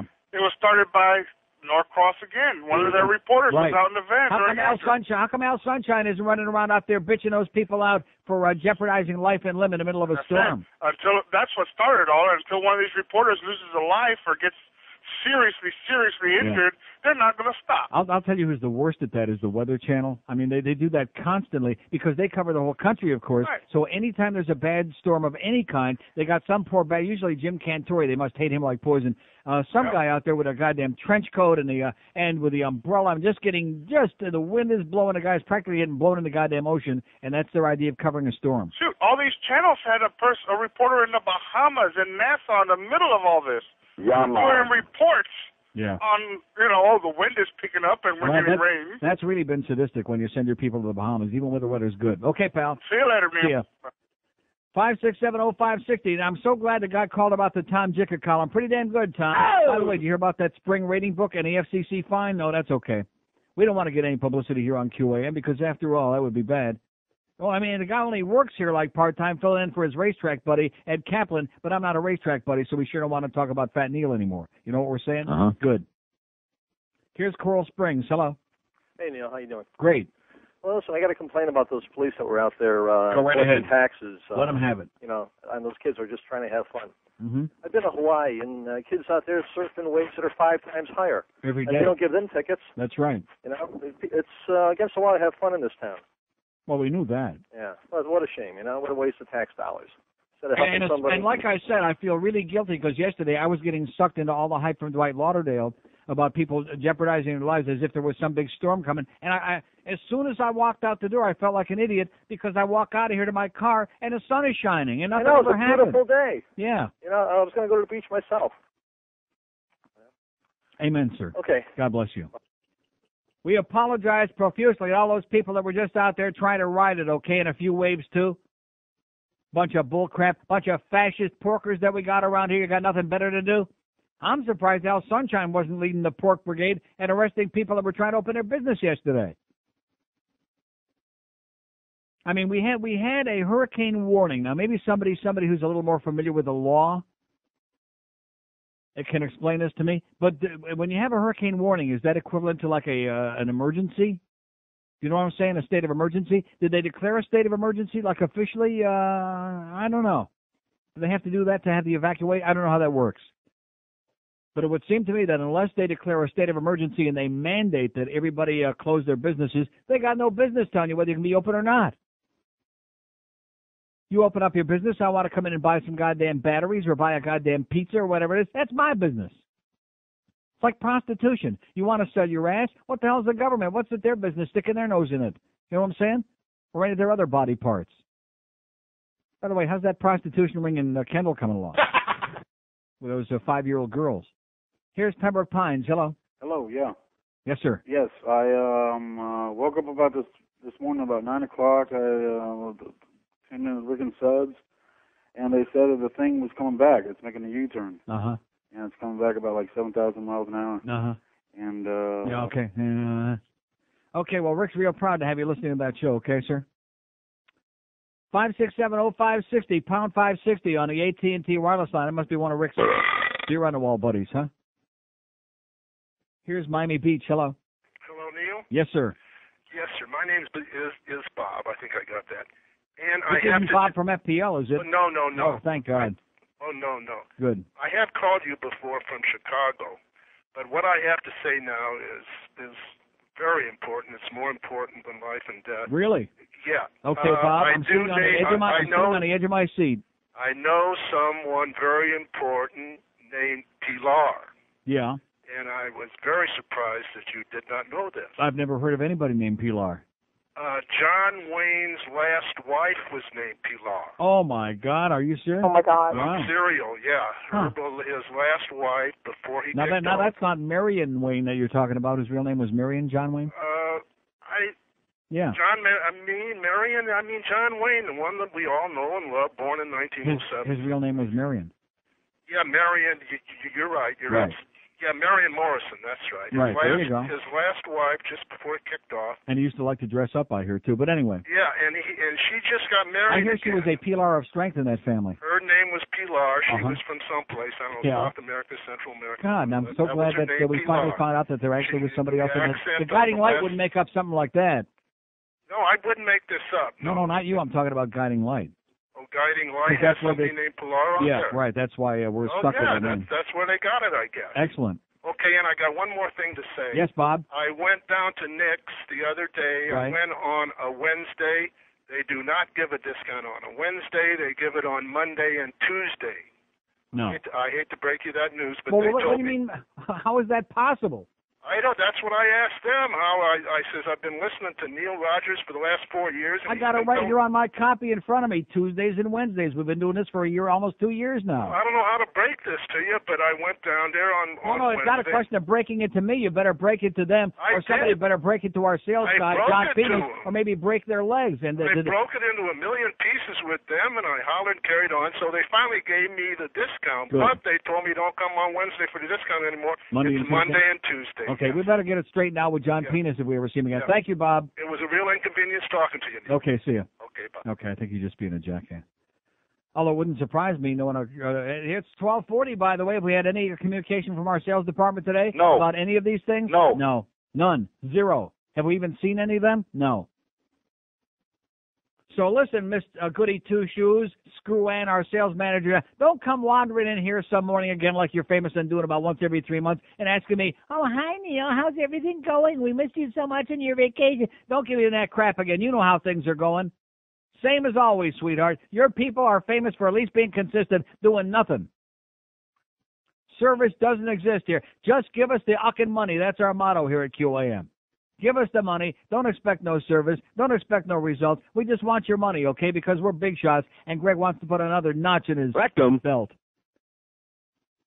20 before 1 at 560 WQM. How does... Oh, God, Neil. Good morning, all. David Atterboy here with Feeble Corner.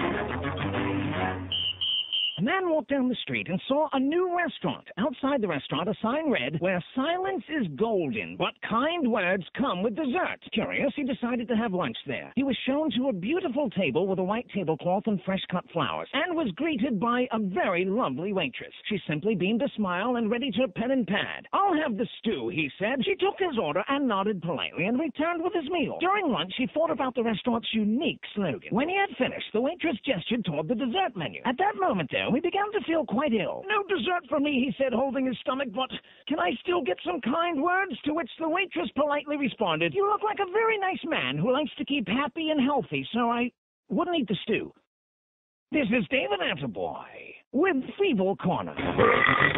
1245 at 560 WQAM. Had a little bit of drought-busting rain in the Northeast. Look at that, Philadelphia, New York, Boston's going to get it, Washington, D.C., Fredericksburg, Richmond, they're getting all kinds of rain. Why? Because of the hurricane. Did we get any? No. No. But if you were open for business yet, in fact, you know something? If you're open for business today, God is going to get you, baby. Because Al Sunshine's pretty perked off about it. And I just dropped a goddamn piece of tomato on my shirt here, and I look like a real slob, okay, just like I usually do. Oh, look at that. I'm munged. Am I upset about that? No. No, because the subs are so good. God. Atlantic City subs is like, it's the next damn thing, the next best thing to God, you know? No, God. Don't forget to ask John Penis if you ever see him again about that thing in next, since we'd be the last ones to know. 567-0560, pound 560 on the AT&T wireless line. Here's a lady in Miami Beach. Hello. Hello, Mr. Rogers. Yes, ma'am. Thanks for coming in yesterday. It was a great surprise, and also thanks for your realistic comments on Monday. Did you think that I would stay out just because of a little bit of wind and rain? That never I developed. thought so. I expected it. I Not woke me. up very late, and then I tried. I thought you are not coming in because it sounded so I don't gloomy. monkey around, boy. Even on Yom Kippur, I show up. Yeah, fantastic. Thanks so much, and it really gave me a lot of comfort, and I think the same to many other people.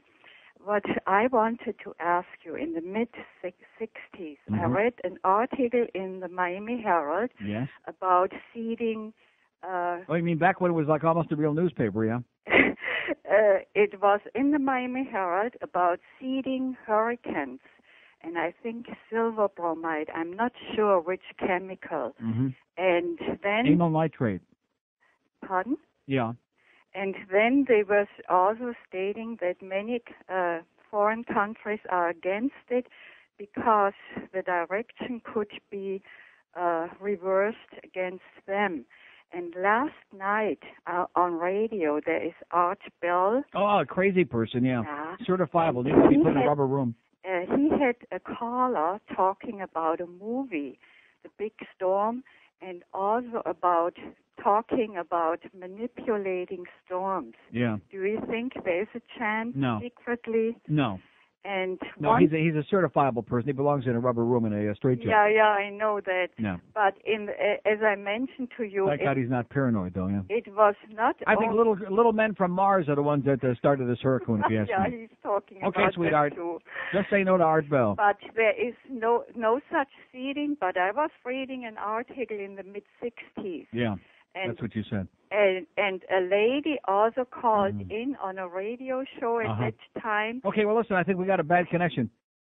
567-0560, pound 560 on the AT&T. Well, listen, it's the only way I could get rid of her. She was never going to say goodbye. I mean, I appreciate all the sucking around. And You're welcome. For that first part, for my being here yesterday, but that's what they pay me for, you know? It's not that I was all excited. Oh, and by the way, the thing about the Backstreet Boys tickets, that's starting to really frost my ass a little bit. Did I ever hear one word anymore from kids? Now, I realize they're going to say, oh, well, what are you worried about? It's not for 2 more months now. I'm not going to wait for 2 more months till I got something in my hand and the tickets, too. How do you like that? I never even found out which day I was supposed to go, much less see any tickets. And if this turns out to be another bunch of crap from Gregory Benjamin Reed, I'm going to really be psychotic. Because if there's one thing that man knows, it's crap. He specializes in it. Here's a mobile in Hollywood. Hello. Neil. Yes, sir. How you doing today? Great. Just wanted to say thanks to Hurricane Floyd for all the hype. For me and all the rest of the process servers in Dade, Broward, and Palm Beach County, we had the best day yesterday ever could be because they sent everybody home from work, and it was nice to go find all those people out in the yard boarding up their houses so we could serve them and get the hell out. Great. Nice going. Including one deadbeat who told me I couldn't serve him because the governor had declared it a state of emergency. Tell it to the judge. That's right. The governor did declare a state of emergency. You're right about that. Yeah, he did. So, anyway, thanks, Floyd. Looking forward to the next one. Okay, nice going, sir. All right, bye. Go get him. Yeah, the governor did. Of course, did we pay any attention to the governor? No. So if you wanted to be open, that's your business. I'm surprised that Al Sunshine didn't mention that. Let's get back to Al Sunshine again, shall we? For another 4 or 5 hours. And rip him a well-deserved, big, fat, pimply, disgusting, smelly ass. God. You know something? Somebody somewhere must have a tape of that. Every person in this town, before they stick your ass in the ground, you must see that 4 or 5 minutes. It was the most catastrophic, the most grotesque, the most unacceptable piece of so-called journalism in the history of mankind. Just browbeating and terrorizing and abusing and don't you feel bad and don't you feel responsible and don't you feel guilty and what's going to happen if Boy, desperate, man. You people at Channel 4. No wonder Angela's always going wah, wah, wah, like that. No wonder. The rumor has it that if they didn't get that fat bitch Oprah on there, that they would have shut the whole goddamn thing down, is what I hear. That's what Bob Soker told me. Here's a mobile in Hallandale. Hello. Neil. Yes, sir. Maybe you could get that. Who's that guy that does the Shame on You? That's not Al Sunshine. Yeah, it's Al. Last time I checked, it's Al Sunshine. Oh, well, he should do a bit on himself. On himself. He should be standing in front of a big mirror. Shame on me. Shame on me. Right. Excellent. Good point, sir. Very good. See, they don't even know who he is because nobody watches Channel 4. That's who it is, ladies and gentlemen. That's Al Sunshine. Shame on you. Shame on you for being open today on a day when the sun is shining and nothing is going on and nothing is going to happen. Because Mayor Pinga said that he's very disappointed that people aren't hyperventilating and foaming at the mouth just because he said they ought to be. See, I hate to break the news to you, Mayor Pinga, but the people have been on to Merritt Steerheim long before you were born. They were on to Merritt Steerheim in this town. And then in L.A., and then, of course, that's why he had to come running back here with his tail between his legs because they booted him out of there, and he had to come back here to the scene of the original crime and try to do some more. Like put over that goddamn penny sales tax, which everybody, of course, said no too vehemently. You think that just because you got Juan Mendieta standing there, our former friend, and Merritt Steerheim, who ain't nobody's friend, that people are going to listen to you, man? You got to be kidding me, man. I think just because he's a professional Cuban that the Cubans, every time they look at you, they laugh. They go, Bucaron, Bucaron, every time they see you, man. All you got to do if you're driving anywhere in Dade County, you roll a window down here, Bucaron, they must be looking at the mayor. Or sending me a message. Here's Hollywood. Hello. Neil. Yes, sir. Good afternoon, sir. Play this to you. I'd just like to express my utter disgust on this wannabe we have here in Broward County that calls himself a sheriff. Yeah, the man that put the BS in the BS. Oh! Did you happen to see him in what they call the Emergency Operations Center? Yeah, I saw him. And he bragged that he personally put 2 people out of a trailer park. One man for walking his dog. Yeah. And another elderly man with leukemia. Yeah. That he made his former daughter-in-law come and take him out and bring him to a hospital. How do you like that? No, my favorite line from Ken Jenny was when he said, "It's a lie. I am not a Nazi." That was my favorite. Exactly. I laughed my ass off. And he told them if they didn't, he personally would write the summons to them, citation to them. Yeah, I'm impressed. Nice guy, huh? Yeah, you ever see him and Hermann Goering together, by the way? What I was going to ask you, do you ever see the resemblance between, he looks like a bald-headed Joe Sagaki? Right, good point. Or Joseph Goebbels, one or the other. Okay, have a great day, sir. Joseph Gerbils, is that what he said? Gerbils, I think is what he said. 567-0560, pound 560 on the AT&T line, and don't forget, Joe Sagaki sucks, okay? Okay. Here's a lady in Miami. Hello? Neil. Yes, ma'am. I just want to tell you a quick story. My husband works in a supermarket. Uh-huh. They were open all day yesterday. He went to work at his normal time from 4 to midnight, and the customers in there were thanking him for being there and being open. Of course. So, in closing, Al Sunshine, blow this. Nice job, sweetheart. Thank you. We should have had 1 million calls like that today, okay? Leave it to me, as usual. I'm the emotional one in this town. The rest of the people are a bunch of jellyfish. Yeah. Like that. We should have had 50 million calls from people that went out and bought things yesterday. And let me say it, thanks to my people at the Amico station, who are great folks there, by the way, on Sunrise by Flamingo. Thank you for keeping the food mart open to tide me over there for a couple of hours till we went to Albertsons. And thanks to Albertsons for being a supermarket that really does stay open 24 hours. There was no emergency yesterday. There was no excuse for anybody to be closed up yesterday. That's there to serve the public. That's there for stuff that we need. You know, it's bad enough that on the goddamn Goyish holidays, these places close down their doors shut. New Year's Day and Christmas Day, every time some excuse comes along, then all of a sudden they become real pious and devout and religious, and they close up the whole 24 hours. So even if you're starving for some sustenance, for something, oh, no, sorry, we can't open today. It's a devout holiday. That's a bunch of bullcrap. There ought to be a law that supermarkets are open every goddamn day. Just like there ought to be a law that not only they have to have a goddamn express lane, but in the express lane, not only no checks, but also no credit cards, none of that bullcrap. There's nothing worse than getting in the express lane with your 11 items, pretending to be 10 or whatever it is, and you think you're going to get out of there in a hurry, and it says no checks. How about cash only and none of this vouchers? Everybody now has got some kind of a goddamn card deal. They're swiping it, and they're wiping it, and they're sticking it. Rectum. Yeah, that too. Express means express. I know it's a foreign language here in this town, but how about some service, huh? How about some real service for the public? Oh, I'm sorry. I forgot where I was for a second. 12, especially here on this station. Service, is that in our vocabulary, by the way? No.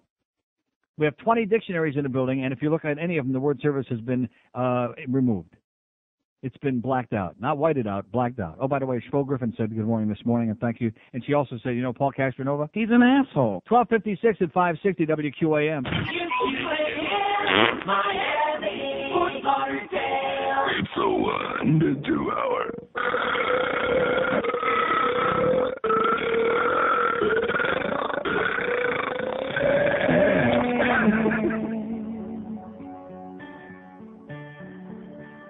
We dance like faces, we sing like voices, but we must tell you, we swear we're not gay.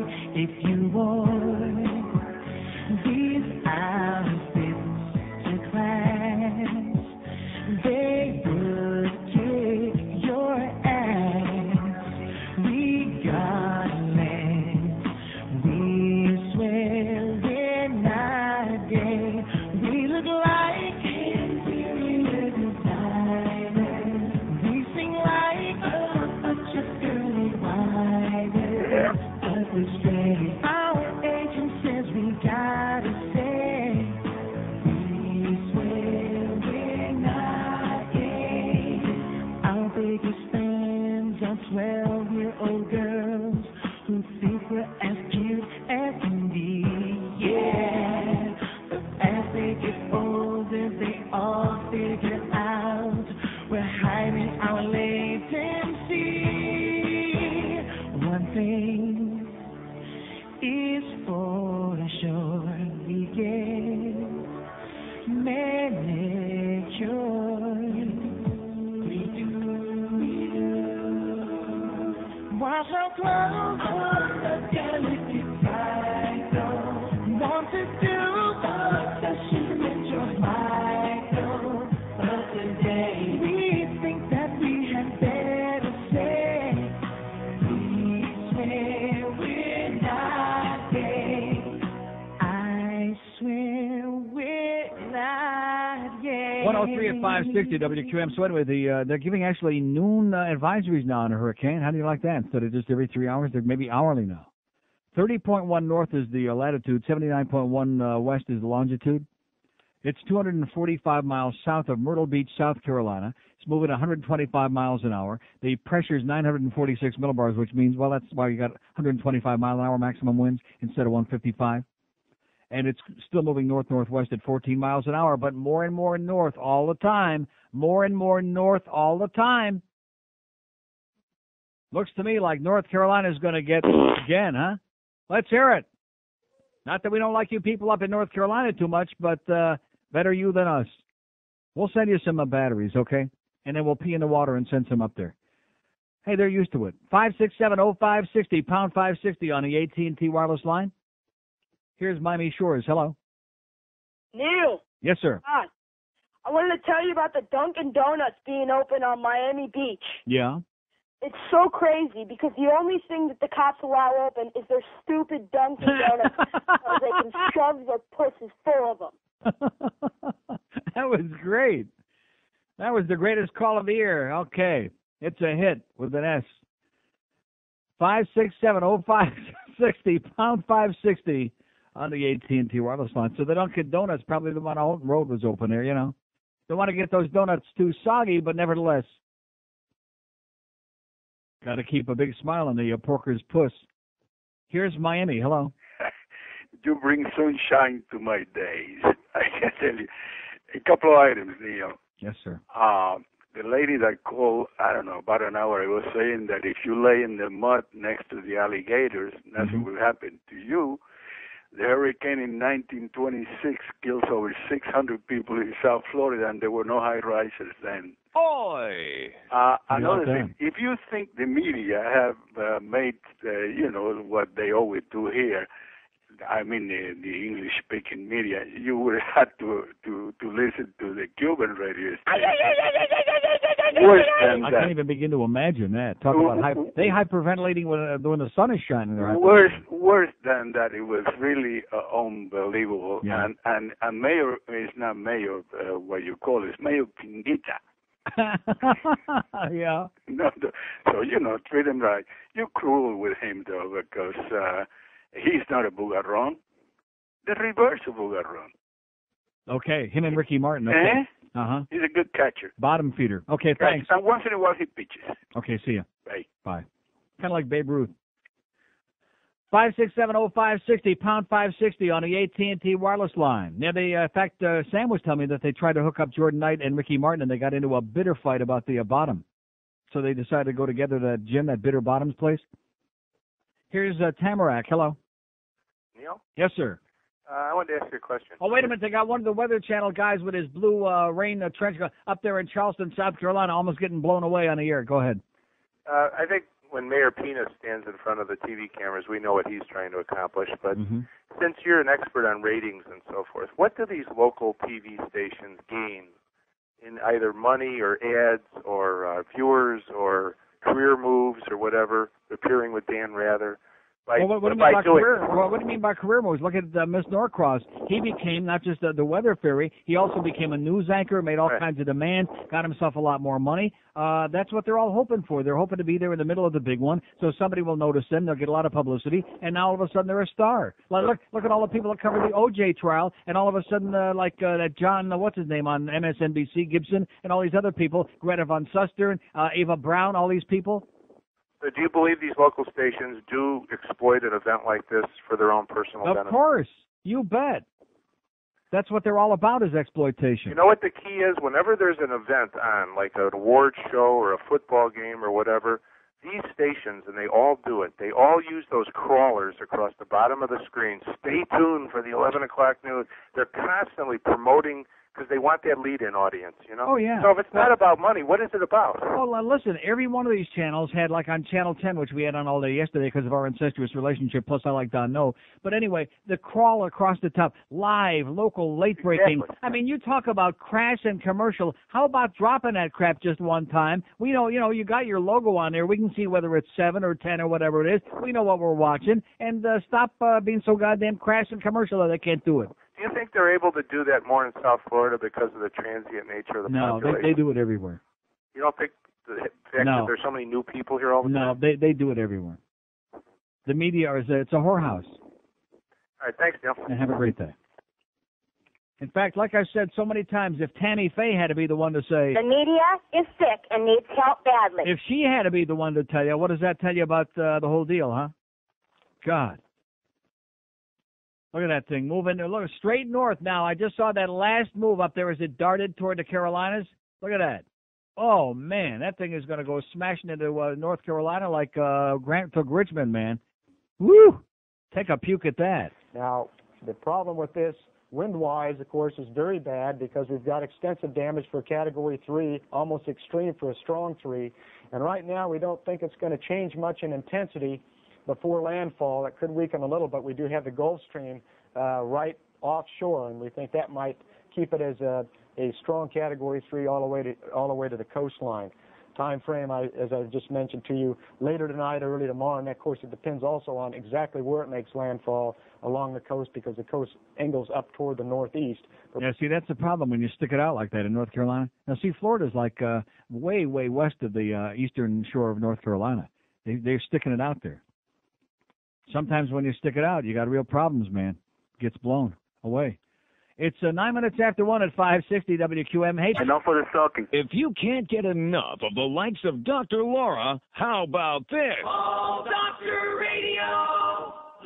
That's right. It's nothing but those syndicated self-help talk shows to help you agonize 24 hours a day. Honey, please turn it off. It's that stupid. Oh, Doctor Radio. We knew you'd be excited. Debuting tonight, it's Dr. Joy Brown following Dr. Laura, Dr. Judy, Dr. Will, Dr. Sue, Dr. Cat, Dr. Ida, Dr. Doolittle and Dr. Dre, Dr. Hook and Dr. T. And wrap it up with foot advice from Dr. Scholl. Right here on... Jeez, will you shut off that stupid... Oh, Doctor Radio. Hey, if you think you're already sick of stations who play nothing but music, well, you don't know sick, because we're going to put you over the edge tonight on... Oh, Doctor Radio. Oh, look at this. It's a new advisory. Like every 2 minutes, it's coming up with another one. The 1 o'clock advisory. Then we'll have a 1:15 advisory and a 1:25. I didn't even look up fast enough to see that. Here's a fax that asks kind of an interesting question. What does it mean when a hillbilly has drool pouring down both sides of his mouth? Answer, the trailer is level. Not too bad. Especially with that storm going to hit North Carolina. Nothing but a bunch of yahoos and the Cubans up there. Is there any difference, by the way? No. Sorry for being redundant. 5670560, pound 560 on the AT&T wireless line. Here's a mobile in Zephyr Hills. Hello. Hey, Neil. How you doing? Pretty good, sir. Last night I was listening to CBN with Pat Robertson, and he asked us to pray for the storm. And when I got up this morning... Pray for the storm? The storm. The hurricane. Yeah. And when I got up this morning, I noticed the projected path was right over Norfolk where his headquarters are, and I feel my prayers were answered, man. Great, excellent. Yeah, and anyways, I enjoy your show, and I'm out of material. And thanks for the good news. All right, bye. And I'll pray for them. 5670560. Let's pray for all the Goyim. Come on, let's do it now. Let's pray for all the Farbishna Goyim. We're going to convert the world so we can be all just as ignorant and primitive as they are and think in the Stone Age. This overhead, by the way, is something strange with it. Have you noticed it? No, you haven't noticed it because you're sitting in there. 5, 6, or maybe it's just me. Maybe it's that 20th sandwich that put me over the edge, but I love this stuff. Oh, Atlantic City subs. God bless you people. God. I mean, there's some stuff that's good, and then there's stuff like this that just makes you feel like you had an orgasm on your tongue, so to speak. 5670560, pound 560 on the AT&T wireless line. That's what Brian said. Here's a mobile in Fort Lauderdale. Hello. Hello. Yes. Neil? Yes, ma'am. Yeah. One good thing came out of all this. Yes. No turnpike tolled. Uh-huh. Why is that a good thing? Well, because we're on the turnpike and we don't have to pay. Yeah, yesterday I can understand that, but why today? I mean, isn't the sun shining today? The sun's shining. It's beautiful out. Right. That's our government for you. And you understand that they're going to lose a lot of revenue, and they're going to say, oh, well, you know, the storm cost us a lot of revenue, and now we're going to have to raise your tax. They're not just going to lose all this money. They're going to find some way to squeeze it out of us. Of course. Crazy people. Okay, sweetheart. I know. Thanks. Good luck. I couldn't believe that. You could have knocked me over with a goddamn feather duster this morning. I saw it yesterday, and it was fully expected, and, you know, that makes sense. You know, no toll takers working over there, risking their lives in those stupid boots with the glass, etc. Remember what happened to Sonny on the causeway? That's right. But today, to think that it would be possible that they're not operating the goddamn toll booths, And then Mayor Pinga, he'll be on there again on Friday. Oh, gee, we're short on, we don't know where we're going to get the money for the transportation, and we'll have to have another election, and what are we going to do?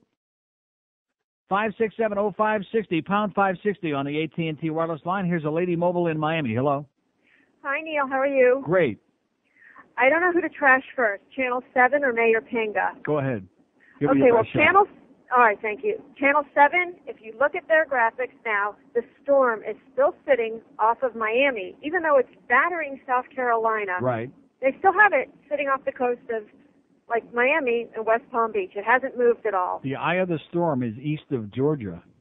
Yeah, I know, but if you look at Channel 7, when they do their news thing, it's still sitting off our coast. Maybe they're trying to bring it back. I think they are. And then Mayor Hurricane. The storm is way far away, and he's still telling everybody in Miami, oh, you know, we're not going to do anything until 5 o'clock. We could be experiencing severe weather. Yeah, isn't that incredible? I love it. He was so heartbroken that people weren't psychotic because he told us. I know. And Roland Stedham is God. I'm sorry, Neil. You're not the only one. Okay. Love you. See ya. Bye. What does that mean? She's got a crush on Roland Stedham? Is that just... No, I don't have no crush on Roland Stedham, okay, sweetheart? Whatever that means. I don't know what that means. I said he did a very good job, and he did. Not as good as Don, no, but he was very good. And even Miss Kamala on Channel 7. Nice going, Billy Boy. Isn't that what they call him, Billy Boy? No. Billy something. 5670560, pound 560 on the AT&T wireless line. I thought Roland Stedham did a great job, but then I was a little put off when somebody called in and said yesterday, Monday, he was carrying on about God and the Lord and praying, some crap like that, which maybe the guy made it up. Maybe that was Brian doing a voice. Here's North Miami. Hello. Neil, how are you, sir? Great. Great. Just a couple of things. Mayor Pinga, about his expertise in. We already know he's an expert in hurricanes. And also, remember now, archaeology. Remember about the circle? Mm-hmm. And also murder. The only circle he knows about, it's called a circle jerk. That's what he knows about. And remember the murder investigation, the Cunan. He's an expert in murder investigations, too. Right. But my favorite quotes from the last couple of days, though, from the local people, Bryan Norcross on Monday, I guess he was upset that the track showed it taking the current turn. He was talking to Max Mayfield from the Hurricane Center. Yeah. He braided Max. He reminded him that he was wrong last year about Hurricane George. It took a little turn when it went in the Keys, and he reminded him, you know, you were wrong last year on your track. In other words, he was just trying to say, hey, I hope it really kind of comes this way. Later on Monday night, I'm sorry the lady likes Roland Stedham, but he's the new world's biggest asshole. Neil, he said on Monday night, he turned to the camera very seriously, and he looked out, and he said, folks, I'm afraid we're staring down the barrel of a cannon aimed directly at us. Now, Mr. Non-Hype, Mr. You know, this is the person that's supposed to be calming us, right? Mm-hmm. And then yesterday, Mr. Rick Sanchez, after everything was over and the storm was moving up off the coast and everything, and they were showing the traffic jams from Central Florida, Rick Sanchez says into the camera, folks, there's no need running away from it because the storm is so big that it knows where you're going to. Yeah. Unbelievable. That was profound. Okay, have a great day, pal, whatever you said. What are they talking about over there on Channel 7? We're not talking about women. 5670560, pound 560 on the AT&T wireless line. We're rolling along. We made it. We're rolling Stedham along. We made it. We survived it in spite of all the doomsayers, all the doom and gloom people, in spite of the fascists yesterday that wanted to screw up your good time even more than usual. And let me say it again, Al Sunshine, the interesting part of it is most of these people don't even know who he is. They're saying, oh, is that chubby guy that's always waving those ham hocks and acting like an asshole on Shame on You? Yeah, that's the asshole. That's the guy. We all know. He's an asshole. Beyond a shadow of a doubt. In fact, you know something? How come it took me? It's only being based on this last guy's suggestion. It took me this long to do it. Yeah. Long overdue, man. I want to tell you a story about the brand new world's biggest asshole. Oh! Asshole.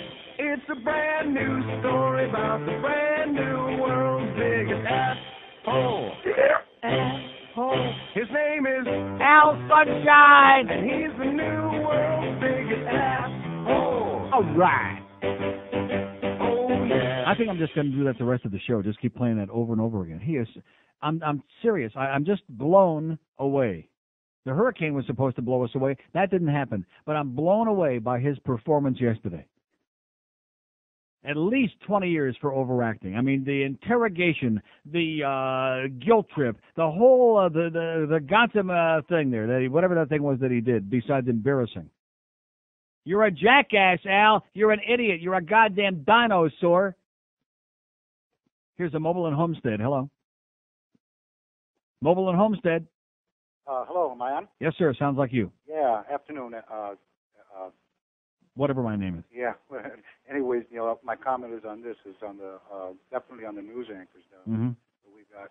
They're sorry. Channel 4 definitely. That's got to be the worst news station I've ever seen in my life. It is. They even had Zagatian. Did you know later? Now that guy looks like he's been. Was he a victim of Hiroshima or something? Because he looks like he was sewn together. And Prunehead. He's horrible. And Angela Ray or whatever her name is. Don't give her no lip. Definitely don't give her no lip. Lauderdale, he looks like he has got a bunch of formaldehyde poured into him. Christy Kruger with those cross-eyed. And Tony Segreto and the other ones, they definitely suck. My closing comment is that definitely like a man that says, only in Miami, only in a banana republic. Okay, pal. All right. See ya. That's what he says. Oh, my God, this place. Just for a real newspaper, what we would give for like some real news people on there. Even though he was stiff and he was boring and he was dull and he was like Ralph Redneck, boy. Those of you who have been around long enough to remember old Ralph Redneck. And even big Bulldyke Ann Bishop. At least you looked at her. Yeah, and not right after a meal. You looked at her and you thought, well, here's somebody that maybe she's got some idea what she's talking about, you know? She doesn't going to take any crap. She's not just some other quisling that's hanging on for a job. That's what Sandy said. Here's a Mobile and Davy. Hello.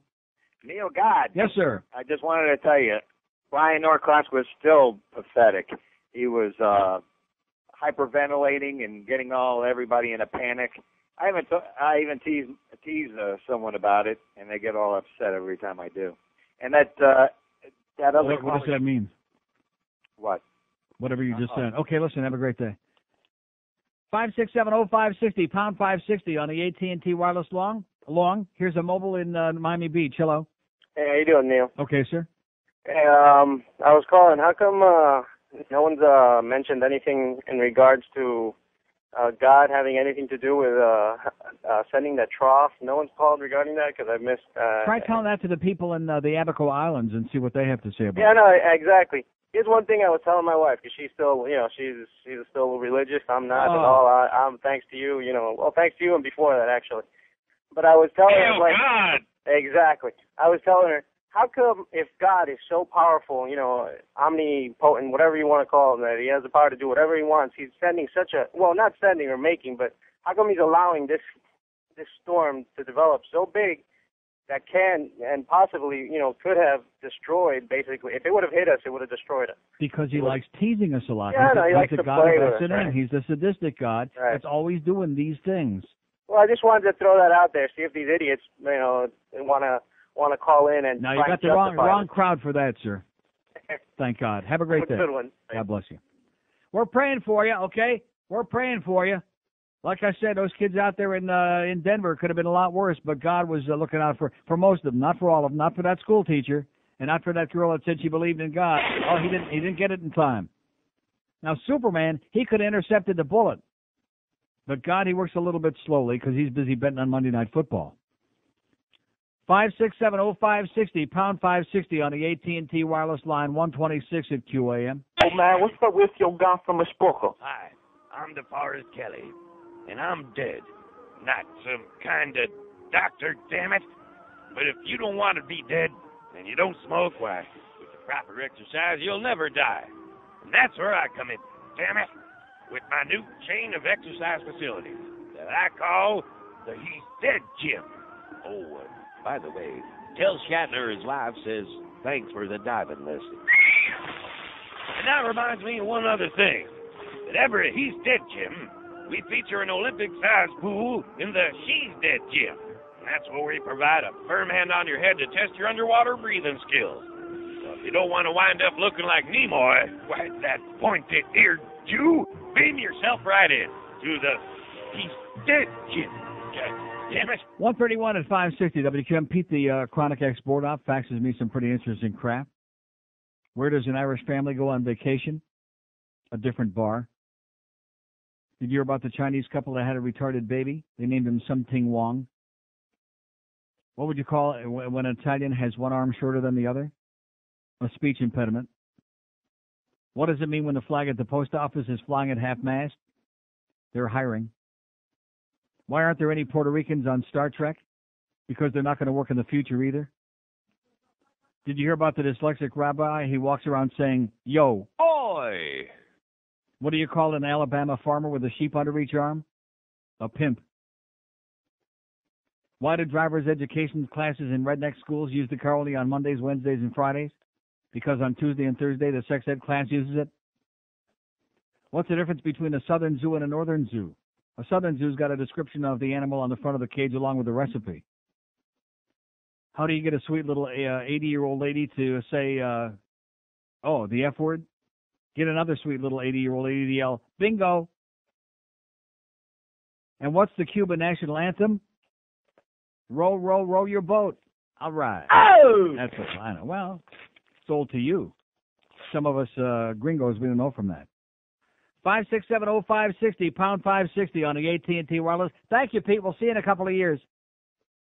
Here's a mobile in Pompano. Hello. Like I said, there's Josh Friedman. We'll smell you in a couple of seconds. Mobile in Pompano. Hello. Why did he close the door on the way? He's on the inside. Why is that? This is what he does. No. Close the door with you on the outside. That's the way it works. No, it's not a joke. It's serious. Laugh on the outside. Close the door with you on the outside. 5670. He's still standing there. Josh Friedman is standing in the doorway on the inside, okay? He evidently didn't get the message. See ya, Josh. Bye. See ya. Out.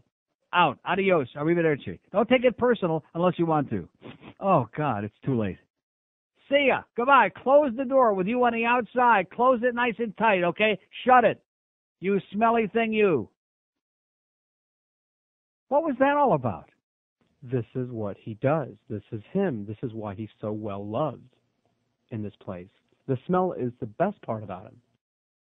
Between him and Peter Leonard and Todd Dreck and John Penis and Fat Boy. 5670560, pound 560 on the AT&T wireless line. Here's Pompano. Hello. Hello. Yes, sir. How you doing? Great. Nice jokes. How about them Dolphins? Yeah. What do you mean, yeah? And?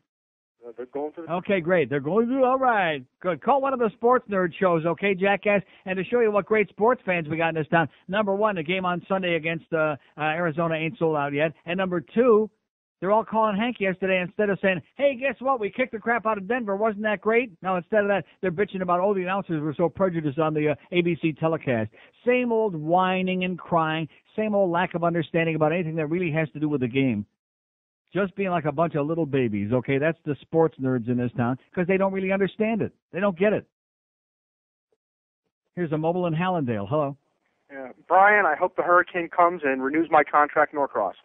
Yeah. Guy's unbelievable. Hey, listen, I was at a Home Depot the other day. Yeah. I want to talk about the biggest assholes. I watched this husband and wife team walk in there and pull two empty carts up next to where all the concrete screws were for attaching plywood to houses, knocked every box into the cart, went to the register, paid for it, told everyone they can buy as many as they want, went out on the corner and set up hurricane supplies here, save time, don't go to Home Depot. Oh, no, do go to Home Depot. I got a lot of Home Depot stock. Go to Home Depot. We love Home Depot, boys and girls. Everybody loves Home Depot. Go there and just give them all your money. If you want to get even with these people, just go pee on their lumber and watch it warp.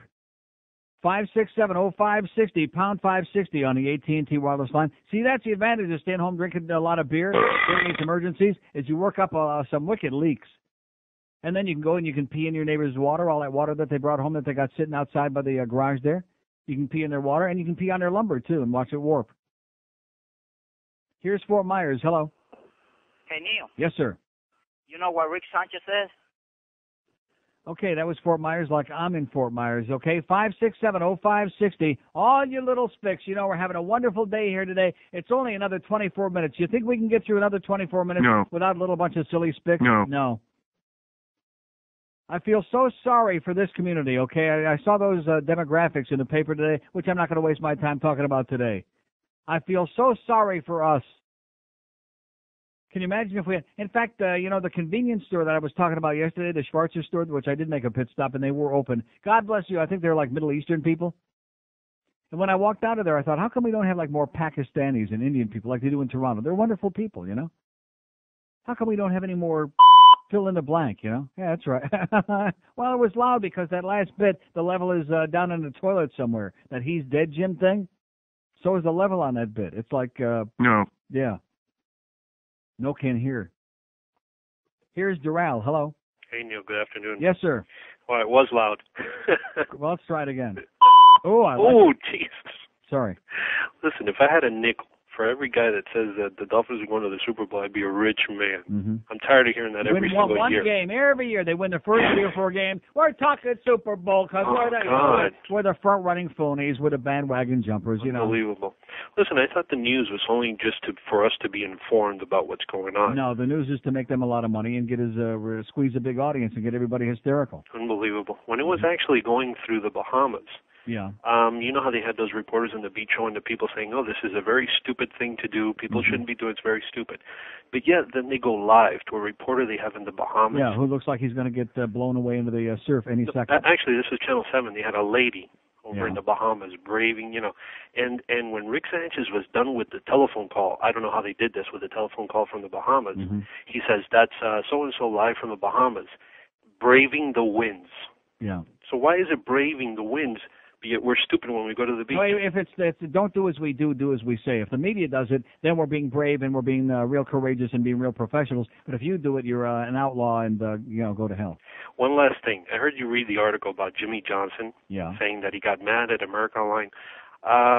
Isn't it fair to say that if you think that there's a hurricane on its way, isn't it fair to allow people to at least go home and prepare somewhat, and after the danger's over, okay, come back and come to work? Yeah. So why is Jimmy Johnson upset at these people that weren't working when, let's say they had the game here at PP Park, they would have canceled it. They would have canceled it, and everybody that would get mad about going to the game, that's a big deal. Yeah. You know, but Jimmy Johnson gets mad because people aren't working. But he said that there were people there, that there were other airlines that were operating, and that it was American that just screwed him over, is what he said, and I believe it. Okay. American could screw up a wet dream, man. Yeah. Have a great All right, day. Neil. See you. Yeah. Just say no to American Airlines, okay? That's our best recommendation, unless, of course, you want to be one of the ramp rats and maybe get some good drugs. Unless you want to go shopping and take home a bunch of luggage and see if there's any good stuff in there. 567-0560, pound 560 on the AT&T wireless line, 21 till 2 at QAM. Estrangulando el pollo para acá. Hey, where you going? Where you going? Come here. I want to tell you something. Oh, man, don't you ever take a bath? What are you talking about? Where you going?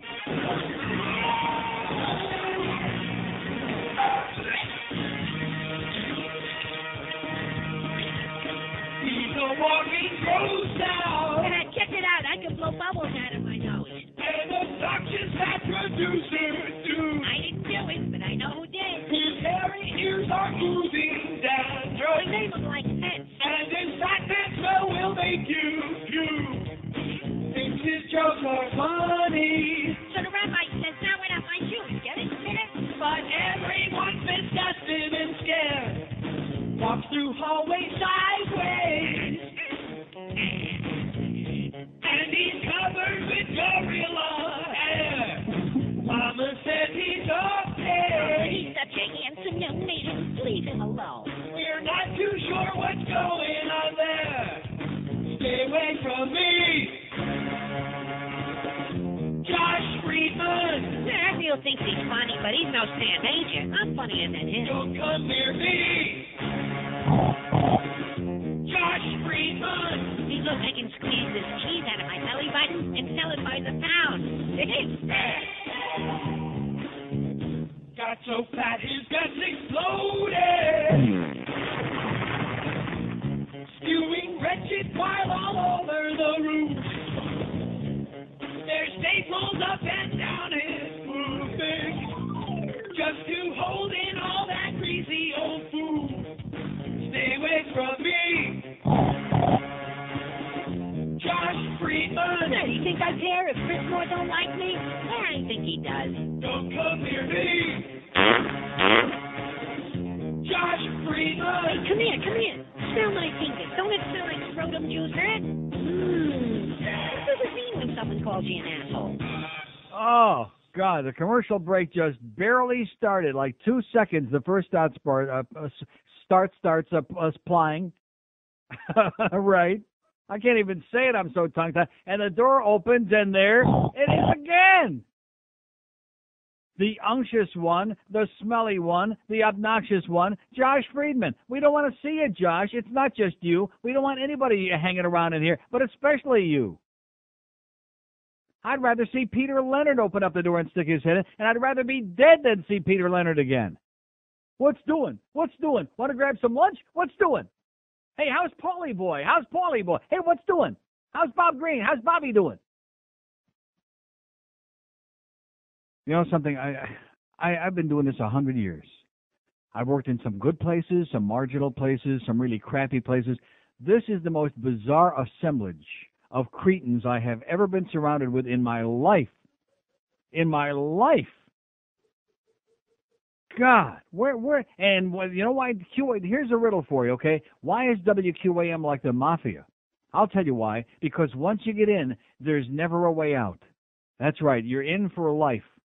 They don't fire anybody. They don't, once in a while they might suspend somebody, once in a blue moon to make Duff feel like a real man, Like the girl bored up. Yeah, like the girl bored up. Well, that's because she was good looking. She. Here's a mobile in Boca. Hello. Hey, Neil. Yes, How sir. you doing today? Great. This Al Sunshine idiot, why doesn't he... He's an asshole. Hey, instead of going after the little guys, the little restaurants, what about the biggest non-essential business that was open yesterday? Blockbuster Video. They were open yesterday? Every Blockbuster I went by, packed. Yeah. Packed. But you think Al Sunshine... That's pretty essential, isn't it? I mean, how a day without Blockbuster is a day without Al Sunshine. Hey, you gotta have your videos from the hurricane, right? Yeah, got to have that Mary Poppins video to get you through the day. Hey, and also, as far as the tolls go on the turnpike, Yeah. I've been driving around up and down the turnpike all day enjoying no tolls, and all of a sudden, a couple of them, my little sun pass beeps and it deducts. Everybody else is going through. So, Al Sunshine, you're a big asshole. Bryan Norcross, the sky is falling. Okay. Oh, that was good. I think this guy's hired at Channel 4. The sky is falling. Excellent job, sir. Beautiful. Oh, my God. This Josh Friedman episode has got me just speechless, Man. Opens up the door and closes it on the behind him and stands there. I'm in the middle of a show, and he stands there. And, of course, the longer he stands there, the longer the aroma is beginning to permeate our entire 2 little rooms here. And I'm out of incense. Oh, my God. Incense is best. He looks like a product of incense. God. And the rumor has it, by the way, that the Staple Singers are praying for him. Let's put it that way. That the weight is making a big comeback. Here's Jupiter. Hello. Oh, it's my lord, Neil Rogers. Speaking. All right, sir, I got 2 things. Okay. I'm a 4th-generation Floridian. My grandfather, father, and mother went through the one at 26, and they almost died. Yeah. He worked for Flagler's Railroad, and when he went down to pick up the World War I veterans in a hurricane of 35, it was as big as Andrew. Mm-hmm. They all died, and when they found the train, Neil, it was 200 yards from the tracks, and not even the sawgrass was disturbed. That's what the surge did. It just picked that train up and carried it. Right. And Boy. the other thing about I was on Sunrise yesterday. I took a look and I noticed the sawgrass is still where it was.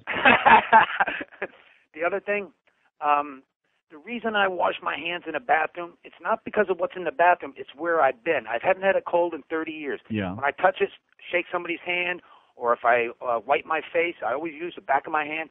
And if I open a door, you can catch germs. It's only like a way station. How about if you wore gloves? Where you can clean your hands. And last but not least, yes, Scott Wayne Kennedy, the Palm Beach Butler, you're an asshole. Okay. You know who that is? The Palm Beach Butler he's talking about? Yeah, we've heard from that. You're right. He's an asshole. Yeah, to say the best. 10 before 2, we shall overcome, baby. We squeaked on by, we done it, and, you people over there in the Bahamas, Yeah, man. all I can say again is it'll teach you to keep ripping off the Americans, okay? Just don't do it again. You notice how this thing just sneaked out very carefully, did its damage over there, and there's a message in there for all of you lunatics in the Bahamas. Quit doing it. I say let's go to Biloxi. That's what I say. Oh! Let's do a show tomorrow on Biloxi, Mississippi. For all you degenerate gamblers out there in the QAM audience, not that we have any, of course. Speaking of degenerate gamblers, you don't have to go to Mississippi. You don't even have to go to Vegas. All you got to do is hop in your car and go to Hollywood Seminole Gaming, which is now called, of course, Seminole Indian Casino of Hollywood.